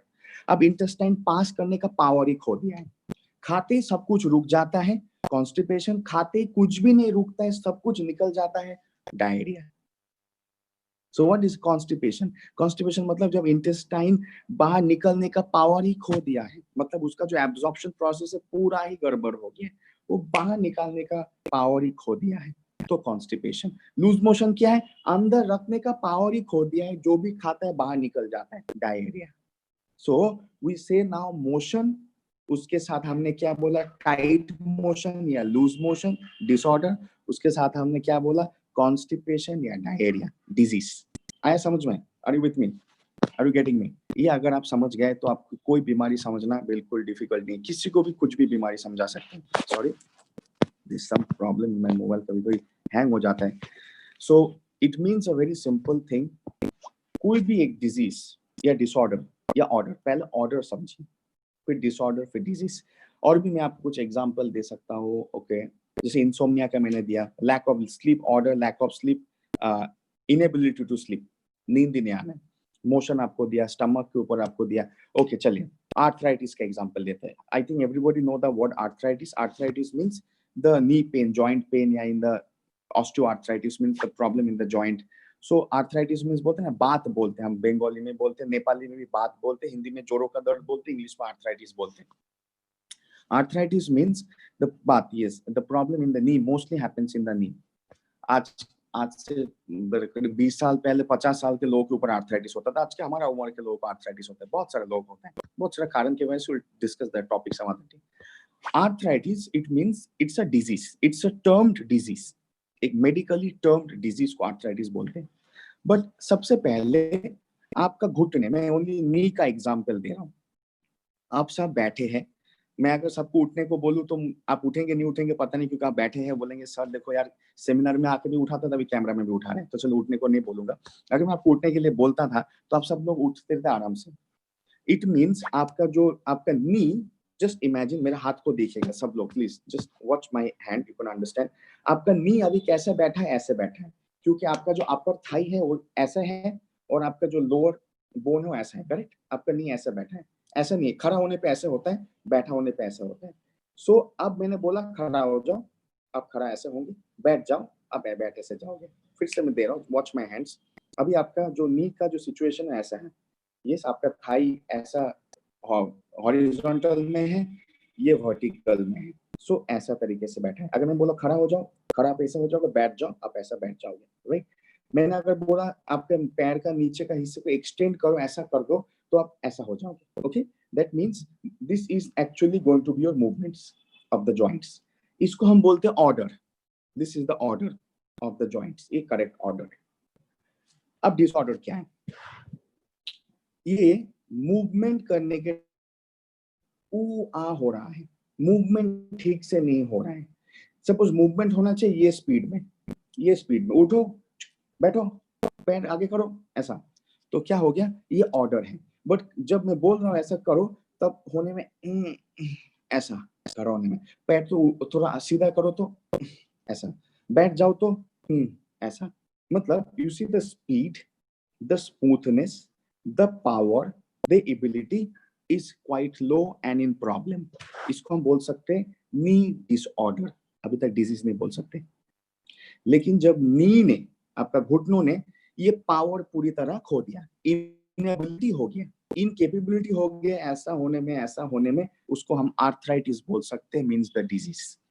आप सबने मेरे से बहुत बार सुना, आर्थराइटिस में जो फ्लूइड है वो पूरी तरह सूख जाता है। याद रखिए मैंने वर्ड यूज किया था, पूरी तरह सूख गया है, पूरी तरह खत्म हो गया फ्लूइड, तो अब ऐसा नहीं हो सकता है। लेकिन फ्लूइड थोड़ा थोड़ा खत्म हो गया या आधा खत्म हो गया तो ऐसा ऐसा हो सकता है, लेकिन बहुत मुश्किल से। डिसऑर्डर, फ्लूइड बिल्कुल सही तरीके से है, उठो, बैठो, सीधा करो, ऐसा, राइट ऑर्डर।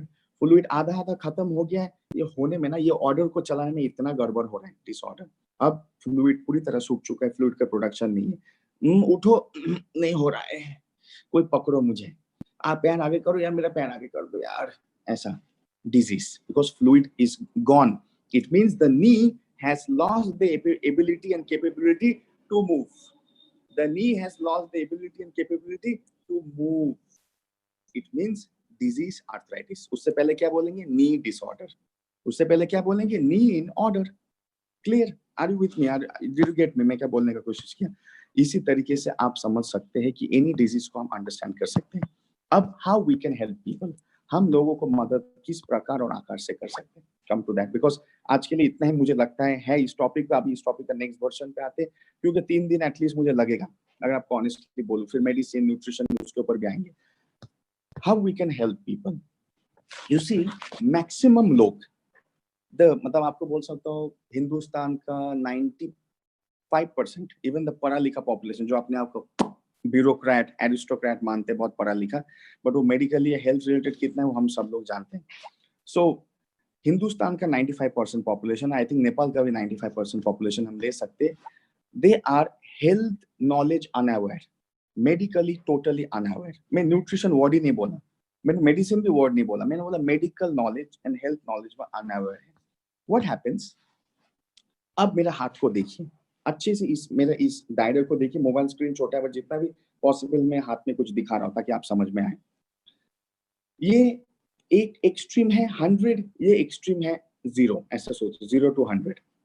ये डिजीज है, ध्यान से सुनिए, ये डिजीज है, ये सोचिए ऑर्डर है। सो 0 to 100 में अगर हिट किया डिजीज है, और ये 0 पे यहाँ पे खड़ा है कांटा, तो ऑर्डर है। बीच में मेरा जहाँ पे नाक है, ये डिसऑर्डर है। ये डिजीज, ये डिसऑर्डर, ये ऑर्डर।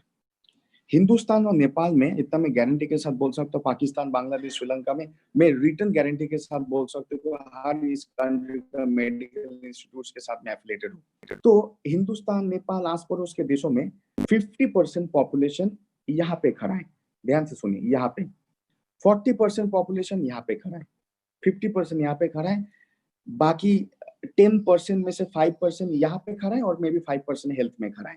आप बोल सकते हो, अभी गिना चुना माइक्रोस्कोप, क्या बोलते हैं, दूरबीन से दिखना पड़ेगा। सो हिंदुस्तान में 50% पॉपुलेशन इज स्टैंडिंग हियर। इस जगह को क्या बोलते हैं? डिसऑर्डर।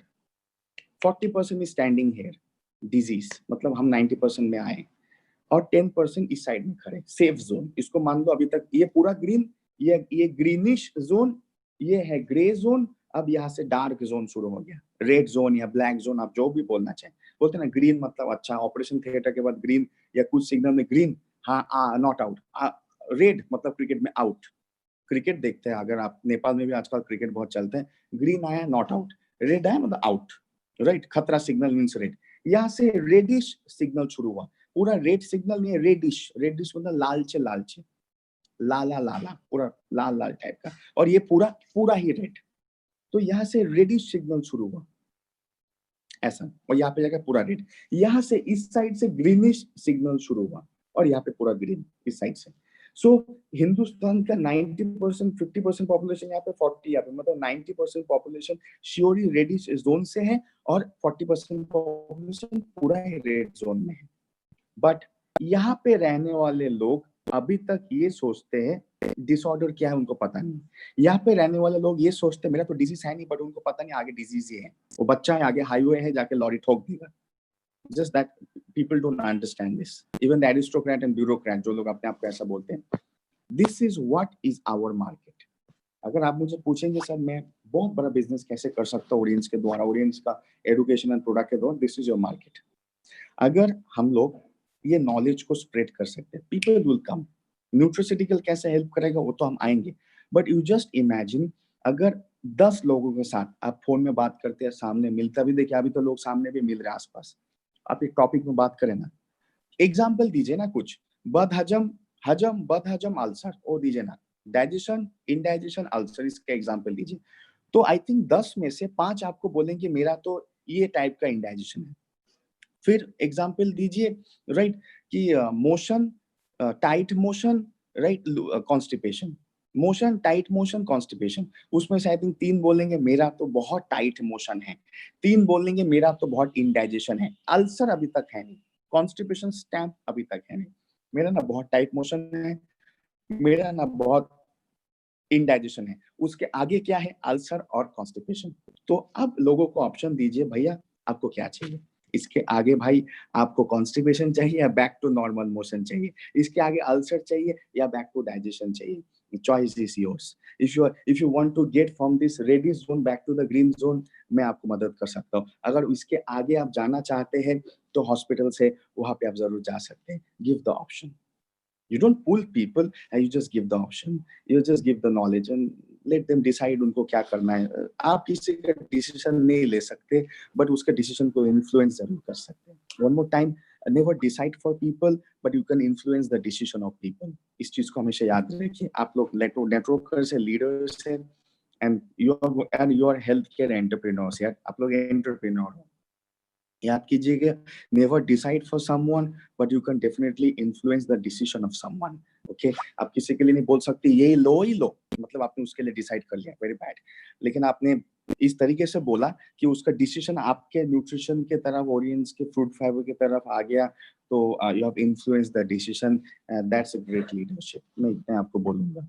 सो आज न्यूट्रास्यूटिकल का, ऑडियंस न्यूट्रास्यूटिकल का बात कल करूंगा क्योंकि अभी बहुत सारा बॉडी का बोलना है, या मैंने 4-5 ही बोला है अभी तो। I have to tell so many यार, कि जैसे फॉर एग्जांपल मैं एक लास्ट एग्जांपल दे रहा हूँ जहाँ पे बहुत लोग कंफ्यूज होते हैं। जब मुझे याद है मैं शाम को मीटिंग करता था, Ishwari sir used to arrange, we used to have that meeting in the evening, lot of people used to come. बहुत लोग मुझे पूछते थे कैंसर के बारे में, और मैं ओपनली कैंसर के बारे में नहीं बोलते हम लोग।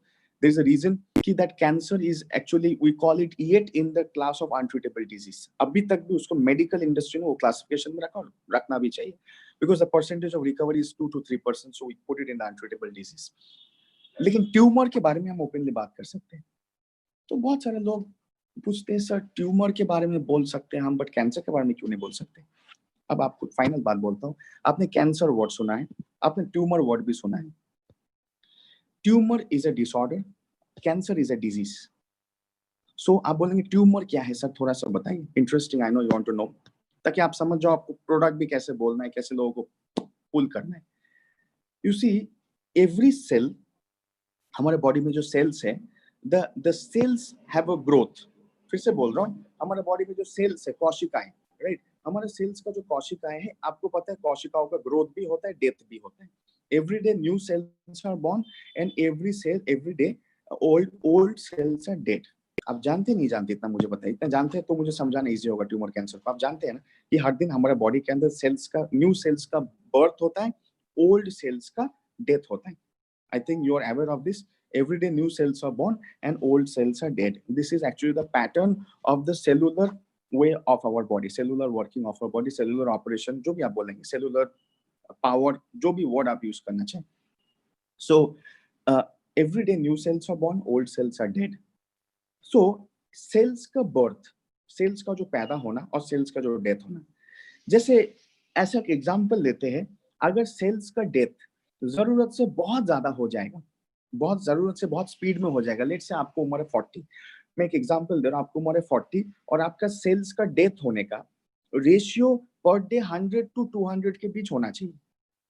आप सोचिए, आपको उम्र है 40, में जस्ट एग्जांपल दे रहा हूँ, इसको मेडिकल फैक्ट मत मानिए, आपको उम्र है 40 और एवरीडे आपका सेल्स का डेथ का जो जो रेंज होना चाहिए, होता है ना, ब्लड शुगर का एक रेंज, ब्लड प्रेशर का रेंज, आप वो रेंज जानते हैं। सोचिए एवरीडे आपका सेल्स का डेथ होने का रेंज 100 से 200 के बीच है, ना इसके ऊपर होना चाहिए ना इसके नीचे होना चाहिए। ये रेंज है 100 to 200, और 120 भी ठीक है, 150 भी, 180 भी ठीक है, 105 भी ठीक है, बट 100 से 200 के बीच आपका सेल्स का डेथ एवरीडे होना चाहिए एट द एज ऑफ 40। जो 50 में बदल जाएगा figure, but at the age of 40। So अगर यही रेंज में आपका ठीक है, सर 150 हो रहा है आपके everyday rate of cell death at the age of 40, it means आपका एजिंग प्रोसेस ठीक है, आपके एजिंग प्रोसेस करेक्ट है। आप ना जरूरत से ज्यादा एजिंग हो जा रहे हो, ना जरूरत से कम एजिंग हो जा रहे हो। सो आपके एजिंग प्रोसेस ठीक है। अगर आपका सेल्स का डेथ 100 और 200 के इस क्या बोलते हैं दायरे के बाहर 300, 400, 500 हो चुका है, मतलब आपका सेल्स का डेथ जरूरत से बहुत ज्यादा हो रहा है, मतलब आपका बुढ़ापा बहुत जल्दी आएगा। It is a big problem. It's a big disease. मतलब you are having premature aging या you are having fast aging. मतलब आपको जरूरत से ज्यादा बुढ़ापा आ रहा है because cells death जरूरत से डबल ट्रिपल हो रहे हैं. That is a big problem. अब ग्रोथ का आते हैं. ग्रोथ का you see one thing is that जैसे सेल्स डेथ होते वैसे सेल्स बर्थ होते. सेल्स का बर्थ का भी एक दायरा होता है. we call it diapson. Diapson means इतना रेंज में टोटल नंबर ऑफ सेल्स पैदा होगा, इतना रेंज में टोटल नंबर ऑफ सेल्स मरेगा इस उम्र में. सेल्स का पैदा होने का भी एक दायरा होता है. तो सेल्स का पैदा होने का जो दायरा है, मतलब जो रेंज है, अगर वो रेंज भी आपके 40 की उम्र में, 40 आपको उम्र है, सोचिए 100 से 200 के बीच होना चाहिए सेल्स का बर्थ पैदा होने की. मैं फिर से एग्जांपल बोल रहा हूँ, don't take it as a medical fact and tell it outside, just आपके अंडरस्टैंडिंग के लिए. आपका सेल्स का पैदा होने का भी दायरा 100 से 200 के बीच है. अब ऐसा हो गया कि आपका सेल्स का पैदा होने का जो नंबर है वो 250 हो गया, 300 हो गया, और मतलब आपका जो सेलुलर सिस्टम है वो आपका सेल्स का जो पैदा होने का नंबर है वो कंट्रोल नहीं कर पा रहा है. और वो जो सेल्स का एक्सेसिव पैदा हो रहा है वो अभी तक एक ही जगह में है. लेट्स से आपके लंग्स में बैठा हुआ है, इस लंग्स में बैठा हुआ, इस लंग्स से इस लंग्स में भी नहीं जा रहा है, स्टमक में, लिवर में, कहीं पे भी नहीं जा रहा है. इट मीन्स आपका सेल्स का जो एक्सेसिव ग्रोथ है या एक्सेसिव बर्थ है, जो भी आप वर्ड यूज करना चाहे, वो हुआ है, लेकिन अभी तक वो एक ही जगह बैठा हुआ है. वो एक जगह से दूसरे जगह नहीं चला गया. उसको हम ट्यूमर बोलते हैं. It means that's the unwanted and excessive and dangerous cellular growth has happened, but it is in one place still. It has not spread. उसको हम बोल सकते हैं अभी तक ट्यूमर. लेकिन अगर वो ग्रोथ एक जगह ना होके मल्टीपल जगह हो रहा है, या तो वो ग्रोथ एक जगह होके अब मल्टीपल जगह में अपना कॉलोनी बना रहा है. जैसे अंग्रेज आके हर देश में कॉलोनी बनाया था ना, ब्रिटिश ने आके, तो एक जगह से अभी वो मल्टीपल जगह कॉलोनी बना रहे हैं. ये लंग्स का लेफ्ट लंग्स से राइट लंग्स पे भी बना चुका है कॉलोनी, लिवर में भी बना चुका है, स्टमक में भी, इंटेस्टाइन में भी, स्किन में भी, आपके टॉन्सिल्स में भी बना चुका है. बस्ती कॉलोनी बना चुका है, मतलब हर जगह अपना रोग जमा रहा है. तब उसको हम बोलते हैं cancer. So what is cancer? Cancer is a tumor which spreads in multiple places. A tumor which makes a pattern all over the body, उसको हम कैंसर बोलते हैं. फिर से बोलो, कैंसर के बारे में ओपनली हम लोग नहीं बात करते, जाके आप किसी सप्लीमेंट को कैंसर बोल के भी नहीं बेच सकते, because there is, we can not say this is FDA rules. But tumour के बारे में जरूर बोल सकते हैं. सो मैं यहाँ पे आपको कैंसर ये प्रोडक्ट लेके कैंसर पेशेंट के पास जाए वो नहीं बोल रहा हूँ. Just for your knowledge, what is the tumour and cancer, क्योंकि बहुत सारे लोग ये सोचते हैं एक ही चीज है. So tumour is actually the disorder.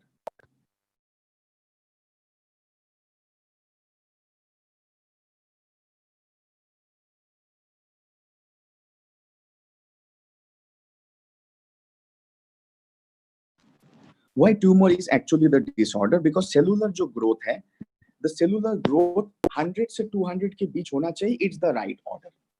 मेरा नेट चला गया था, सॉरी अबाउट दैट, फटाक से आउट हो गया, लॉग आउट. सेलुलर ग्रोथ 100 से 200 के बीच होना चाहिए, दैट्स द राइट ऑर्डर. लेकिन सेलुलर ग्रोथ 300 400 हो चुका है, माने कि रेंज से बाहर चला गया है, वो अभी तक डिसऑर्डर है. लेकिन उसको वापस ला जा सकता है, वापस उसको ला जा सकता है, राइट. तो अभी तक उसको हम बोल सकते हैं it is in the actually disorder. It is still it is in the disorder. Now what has happened, अब वो जो सेलुलर ग्रोथ है unwanted and excessive and out of control, वो इतना ज्यादा फैल चुका है, अब उसको रेंज में हम लोग नहीं ला सकते. उस ग्रोथ को किल करना होगा, बैक टू नॉर्मल नहीं ला सकते, तब हम बोलते हैं cancer. That's why cancer disease को मैंने एक वर्ड यूज किया, you have to then kill those cells, you can not repair those cells back to normal. That's why इसको हम लोग अभी भी अनट्रीटेबल डिजीज या न्यूट्रोसिटिकल के साथ डायरेक्टली हम लोग नहीं बोल सकते, because it is a disease which is out of a pattern. That's why just आपके knowledge के लिए मैंने बताया. But don't go and sell cancer patient है, आलो ये खा लो ऑडियंस प्रोडक्ट ठीक हो जाएगा, please don't tell like this. ये सही नहीं. हम बोल सकते कैंसर पेशेंट्स, हमारे बहुत सारे कैंसर पेशेंट्स हमारे प्रोडक्ट खा के, हाँ, जिसका जिंदा रहना 1 साल था वो 3 साल जिंदा रहा है, जिसका 3 साल था वो 6-7 साल अभी भी जिंदा है. ये मैं आपको जरूर बोल सकता हूँ, लेकिन कैंसर ठीक हो जाएगा ऐसे करके हम लोग क्लेम कभी भी नहीं बोल सकते. So don't use these claims. ये सही नहीं होगा. It will be out of ethics, but it is just for your knowledge. What is a tumor or what is a cancer? Tumor is when the cellular growth has gone out of control, but it is in one place. मतलब उसका effect one place तक ही है. लेकिन अगर वही चीज एक colony बना चुका है बॉडी में, अलग अलग ऑर्गन्स में, मैंने बस्ती बस्ती हर जगह बना चुका है, दैट मीन्स अब उसको हम कैंसर बोल सकते हैं. बट उसको भी बैक टू ऑर्डर में लाना पॉसिबल नहीं, उसको किल करना होगा. बट ट्यूमर को अभी भी बैक टू ऑर्डर ला सकते हैं अगर पहला स्टेज में करें. इट मीन्स अगर हिंदुस्तान में 100 लोगों में 50% रेड जोन से शुरू हुए, 40% पूरा रेड में बैठे, तो you have 90% population of Hindustan as your target और Nepal as your target. But if you now go and tell them ये प्रोडक्ट खाओ, तुम अभी ना डिसऑर्डर में हो, नहीं मानेगा. वो बोलेगा तू कौन होता है बोलने वाला. पहले उसको समझाइए, बात में आइए. You know, you come in the discussion, don't come in a debate. फिर से बोल रहा हूँ, you come in a discussion, don't come in a debate. Debate means आप अपना बात उसके ऊपर थोप रहे हो, दैट्स डिबेट. डिस्कशन मीन्स उसका बात पे आप उसको समझा रहे हो या अपना बात उसको समझा रहे हो, अपना बात उसके ऊपर सौंप रहे हो. डिबेट यही है बोल के. डिस्कशन मतलब इस तरीके से है, तो वो बोलेगा हाँ यही है. You right. Right. You can you get me जो मैं बोलने का कोशिश कर रहा हूँ. सो आप किसी को अगर बोल रहे हो यही है, तो वो नहीं, वो सही है कभी भी नहीं बोलेगा. लेकिन इस तरीके से है, ये है, दिस इज डिस्कशन होता, बोलेगा सही है. I want to also come out of disorder. So Hindustan में 90% पॉपुलेशन, नेपाल का 90% पॉपुलेशन जो टारगेट है. बट इसलिए मैं बोलता हूँ knowledge, you have to use the knowledge. दो चीज चाहिए होता है, एक नॉलेज का राइट टेक्निक. अगर प्लीज बाद में आप मुझे क्वेश्चन पूछे, मैं चला नहीं जा रहा हूँ, कल पूछेगा, परसों पूछेगा, I will put. But when I am coming in a talk, you know, आप उसमें रहिए. So this is the way how we can help people.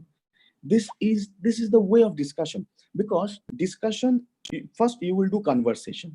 When you will do conversation, if your conversation is very effective, it will become a very effective discussion.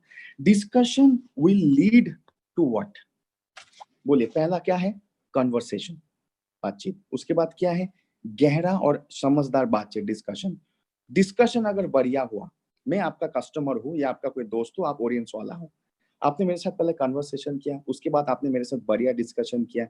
अब third क्या होना चाहिए, मेरे तरफ से क्या होना चाहिए? पहला कन्वर्सेशन, पेन याद है? पेन किंतु जाएगा. आज जो मैडम ने लिखा था मुझे अभी भी याद है, था पासवी जाना था, पासवी में मदन. सो आई विल गिव पेन. मेरे को, मैंने बोला ना, हर दिन एक पेन जरूर गिफ्ट होगा, राइट? मेरे तरफ से होगा. जब खुलेगा याद रखिएगा, आपको ऑफिस से जरूर जाएगा, मेरे नाम से जाएगा, जो आंसर सही देगा. पहला वाला क्या किया हमने? डिस्कशन. पहला वाला क्या किया? कन्वर्सेशन. उसके बाद कन्वर्सेशन ने, अच्छा कन्वर्सेशन ने क्या चीज को लीड किया? डिस्कशन. लास्ट में मेरे तरफ से क्या होना चाहिए ताकि मैं ऑडियंस में जुड़ जाऊं? आपने मेरे साथ क्या, आप चाहते कि मैं ऑडियंस में जुड़ूं? फिर से मैं क्वेश्चन को थोड़ा इजीली खोल के देता हूँ. रियलाइजेशन नहीं, क्योंकि आंसर ऑलरेडी दे चुका हो चुका है, तो आप पेन ऐसे नहीं जीतेंगे, आपको नया वाला दे. हाँ, दे दिया answer, right. Decision. This is the answer, decision. So the next will come, final will come from my side, decision towards audience, towards you, towards your product, towards your audience. हो गया आपका ज्वाइनिंग. और इसको बोलते हैं joining software में नहीं, joining paper में नहीं, ज्वाइनिंग प्लान में नहीं. इसको बोलते हैं ज्वाइनिंग ऑफ माइंड्स, इसको बोलते हैं joining of heart, joining of philosophy. अब आपका बहुत बड़ा काम होगा, क्योंकि लोग ज्वाइन करते छोड़ के क्यों जाते हैं? वो ज्वाइन तो हुए हैं, क्या चीज के लिए ज्वाइन हुए, ज्वाइन होके होगा क्या, आगे क्या करना है नहीं करना है, ये सही है कि गलत है पता नहीं, बस ज्वाइन हुए. That's why people come and people leave. So many people come in network marketing, but so many people stay. Why? Because they didn't know themselves why they came, because the people who brought them, they didn't teach why you should come. So they came, but they went. But if we're going to teach people properly how you have to go ahead, people will go ahead. Simple understanding, आप लोगों को सिखाना है. So remember ये तीन word, conversation, good conversation, मन intellectual conversation. आलतू फालतू conversation, intellectual conversation के बाद होगा intellectual discussion. Then will be coming from the customer a intellectual decision. Yes, I need your product. Yes, I want to use your product. Yes, I want to be a part with you. Network करेगा नहीं करेगा बाद में है, पहले उसको decision तो लेने दीजिए अपने हेल्थ के ऊपर, आपके प्रोडक्ट के साथ. उसके बाद ऑटोमेटिकली यही चीज को, अगर यही चीज रेगुलर 5 आदमी को करने लगे, तो नेटवर्क ही कर रहा है. उसका क्या प्लान नहीं शो करना है, ऐसा बड़ा बात भी नहीं करना, यही चीज तो उसको शो करना है, बिजनेस को. This is what is our fundamentals, इसको याद रखिए. सो आज हमने सीखा disorder and disease. Remember order, disorder, disease. बच्चा दायरे के अंदर है, ऑर्डर बच्चा हाईवे के पास चला गया, हाईवे में गया नहीं, दायरे क्रॉस कर चुका है, डिसऑर्डर। हाईवे में जाके धक्का खा चुका है, डिजीज। इतना करके याद रखिए। Motion, tight motion, constipation. Motion is order, tight motion is disorder, constipation is a stamped disease. Okay, clear? Sleep, lack of sleep, inability to sleep. Sleep, order, lack of sleep, नींद में कमी, disorder, inability to sleep, कभी भी नहीं सो पाना, सोने का power ही चला जाना, insomnia disease. इतना याद रखिए, right? Digestion, indigestion, ulcer. Digestion, हजम, order, indigestion, बद हजम, disorder, ulcer, बीमारी। डाइजेशन का पावर ही खो देना। बस इतने चीजें याद रखिए। Are you with me? आप सबको समझ में आए? Could you understand the session? Because you have to understand, then you're going to enjoy. You're going to enjoy, then you're going to understand. Could you able to get our session? Because it is a very important session. पहली बार आप सुन रहे हैं, new topic, and definitely I will post. Keep following the channel because अब मेरा posting बहुत frequently होने वाला है। दिन में 1-2 पोस्टिंग तो मैं जरूर करता हूँ, something new and related to the next days topic. So आपको पता होगा कल किस टॉपिक में बात होगा। That's why I posted about disease and disorders. So thank you so much, my dear friends, my very intellectual leaders, my great leaders. I'm very sure कि we are going to go ahead. हम बहुत आगे तक पहुंचेंगे. We'll go ahead very ahead, right? But with a very good knowledge and the way of implementing the knowledge. क्योंकि बहुत जगह क्या होता है, knowledge तो मिलता है लेकिन उसको implement करना नहीं आता है। Knowledge के टेक्निक होता है. So not very much high, not very much low, just the right knowledge in the right time.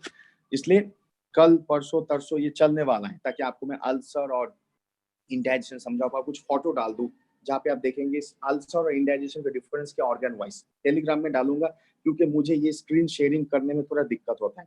That's why मैं आप लोगों को कोई कॉपरेशन मांगता हूँ, अपने टेलीग्राम चैनल में इमेज देखें और मेरा प्रोग्राम सुने। तो मुझे ये स्क्रीन शेयरिंग, इवन हमारे सर लोगों को स्क्रीन शेयरिंग करने में थोड़ा we face some difficult, mobile hang हो जाता है। दैट्स व्हाई आप मैं जो भी इमेज डालूंगा वो पीपीटी सोचिए, विल बी इन टेलीग्राम, उसको फॉलो करके अकॉर्डिंगली आप यहाँ पे इसको लाभ उठा सकते हैं, बातों मेरा ट्रेनिंग को अंडरस्टैंड कर सकते हैं। Thank you so much. I pass over to Ranjit sir and thank you for. Thank you so much sir, बहुत बढ़िया आपने समझाया। और सॉरी, डॉक्टर साहब ने जितना अच्छा समझाया है आज डिजीज और डिसऑर्डर के बारे में, मैं तो कहूँगा कि इससे अच्छा कोई समझा नहीं पाएगा। इतना अच्छा समझाया उन्होंने, और मैं वही देख रहा था कि लोग इतना इंटरेस्ट लेके सुन रहे थे। लेकिन मैं एक चीज आप लोगों को बताऊंगा, क्या आज जो 247 लोग इस सेशन में आए हैं, यही लोग सीरियस हैं क्या? बाकी लोग सीरियस नहीं है? क्योंकि ये संख्या बहुत कम है। अगर हम लोग सीना ठोक के बोलते हैं कि हमारे पास 15 लाख लोग हैं, तो ये तो कुछ भी नहीं है। मैं तो कहूंगा आप लोग हम लोग को मजबूर करिए कि हम लोग और ज्यादा से ज्यादा सेशन करें। 247 कोई संख्या नहीं हुई है ना। 15 लाख लोग हैं तो सिर्फ ये 247 हम लोग सीरियस हैं। अच्छा, अगर आप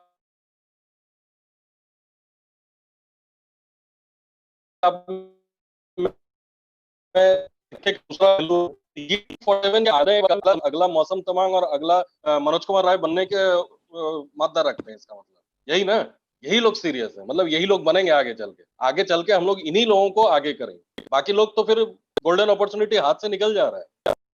और खासकर मैं एक चीज और कहूंगा, मैं 247 लोगों को आज देख रहा था, इतने इंटरेस्ट से सुन रहे थे, लेकिन कुछ एक लोग जो हैं उनको मैं प्लीज फिर से कहूंगा, क्योंकि देखिए इस सेशन में बहुत सारे लेडीज बैठे, तो प्लीज आप लोग अपना कैमरा ऑफ करके बाकी की क्रियाएं कीजिए, क्योंकि बहुत लोग कपड़े भी चेंज कर रहे हैं, बहुत लोग ऐसा कुछ, मतलब कैमरे के साथ ऐसा कुछ हो जाता है, क्योंकि कैमरा देखिए कभी ऐसा एक आईना है ना, वो सब दिखाता रहता है। प्लीज ये मत करिए।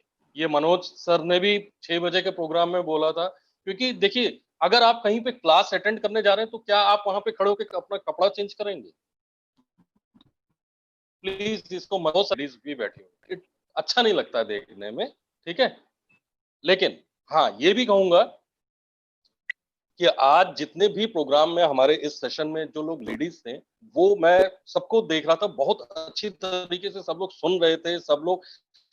क्योंकि देखिए होता क्या है कि जब डॉक्टर साहब कोई चीज, या हम लोग की मैडम है, अगर यहाँ पे और गीता मैडम है, तो आप ऐसे 100 गीता तैयार करिए, ऐसे 100 कमली राणा तैयार करिए, ऐसे 100 लोगों को तैयार करिए और आगे बढ़िए, क्योंकि डुप्लीकेशन ही आगे बढ़ाएगा, डुप्लीकेशन ही आगे बढ़ाएगा। बार बार इस चीजों को हम लोग बोलते हैं, क्योंकि जो हमारा मार्केटिंग प्लान है उसमें ये डुप्लीकेशन जिसमें हम लोग कंपनसेशन बोनस देते हैं वो इसी का नतीजा है। जब तक आप अपने साथ 3 नए लोगों को नहीं वो करेंगे ना, तब तक आप आगे नहीं बढ़ सकते। क्योंकि देखिए एक बच्चा जब पैदा होता है वो तभी से नेटवर्किंग करना शुरू कर देता है। आपने देखा है जब एक बच्चा पैदा होता है ना, जब घर में एक खुशखबरी आती है, अरे बेटी पैदा हुई है, अरे बेटा, मैंने गलत बोल दिया क्या? क्योंकि अभी तक हम लोग के कान में यही आता है, बेटा पैदा हुआ है, और मैंने क्या बोला, बेटी पैदा हुई है। क्योंकि मेरा फक्र होता है कि मेरी बेटी पहले आई, बेटा बाद में आया।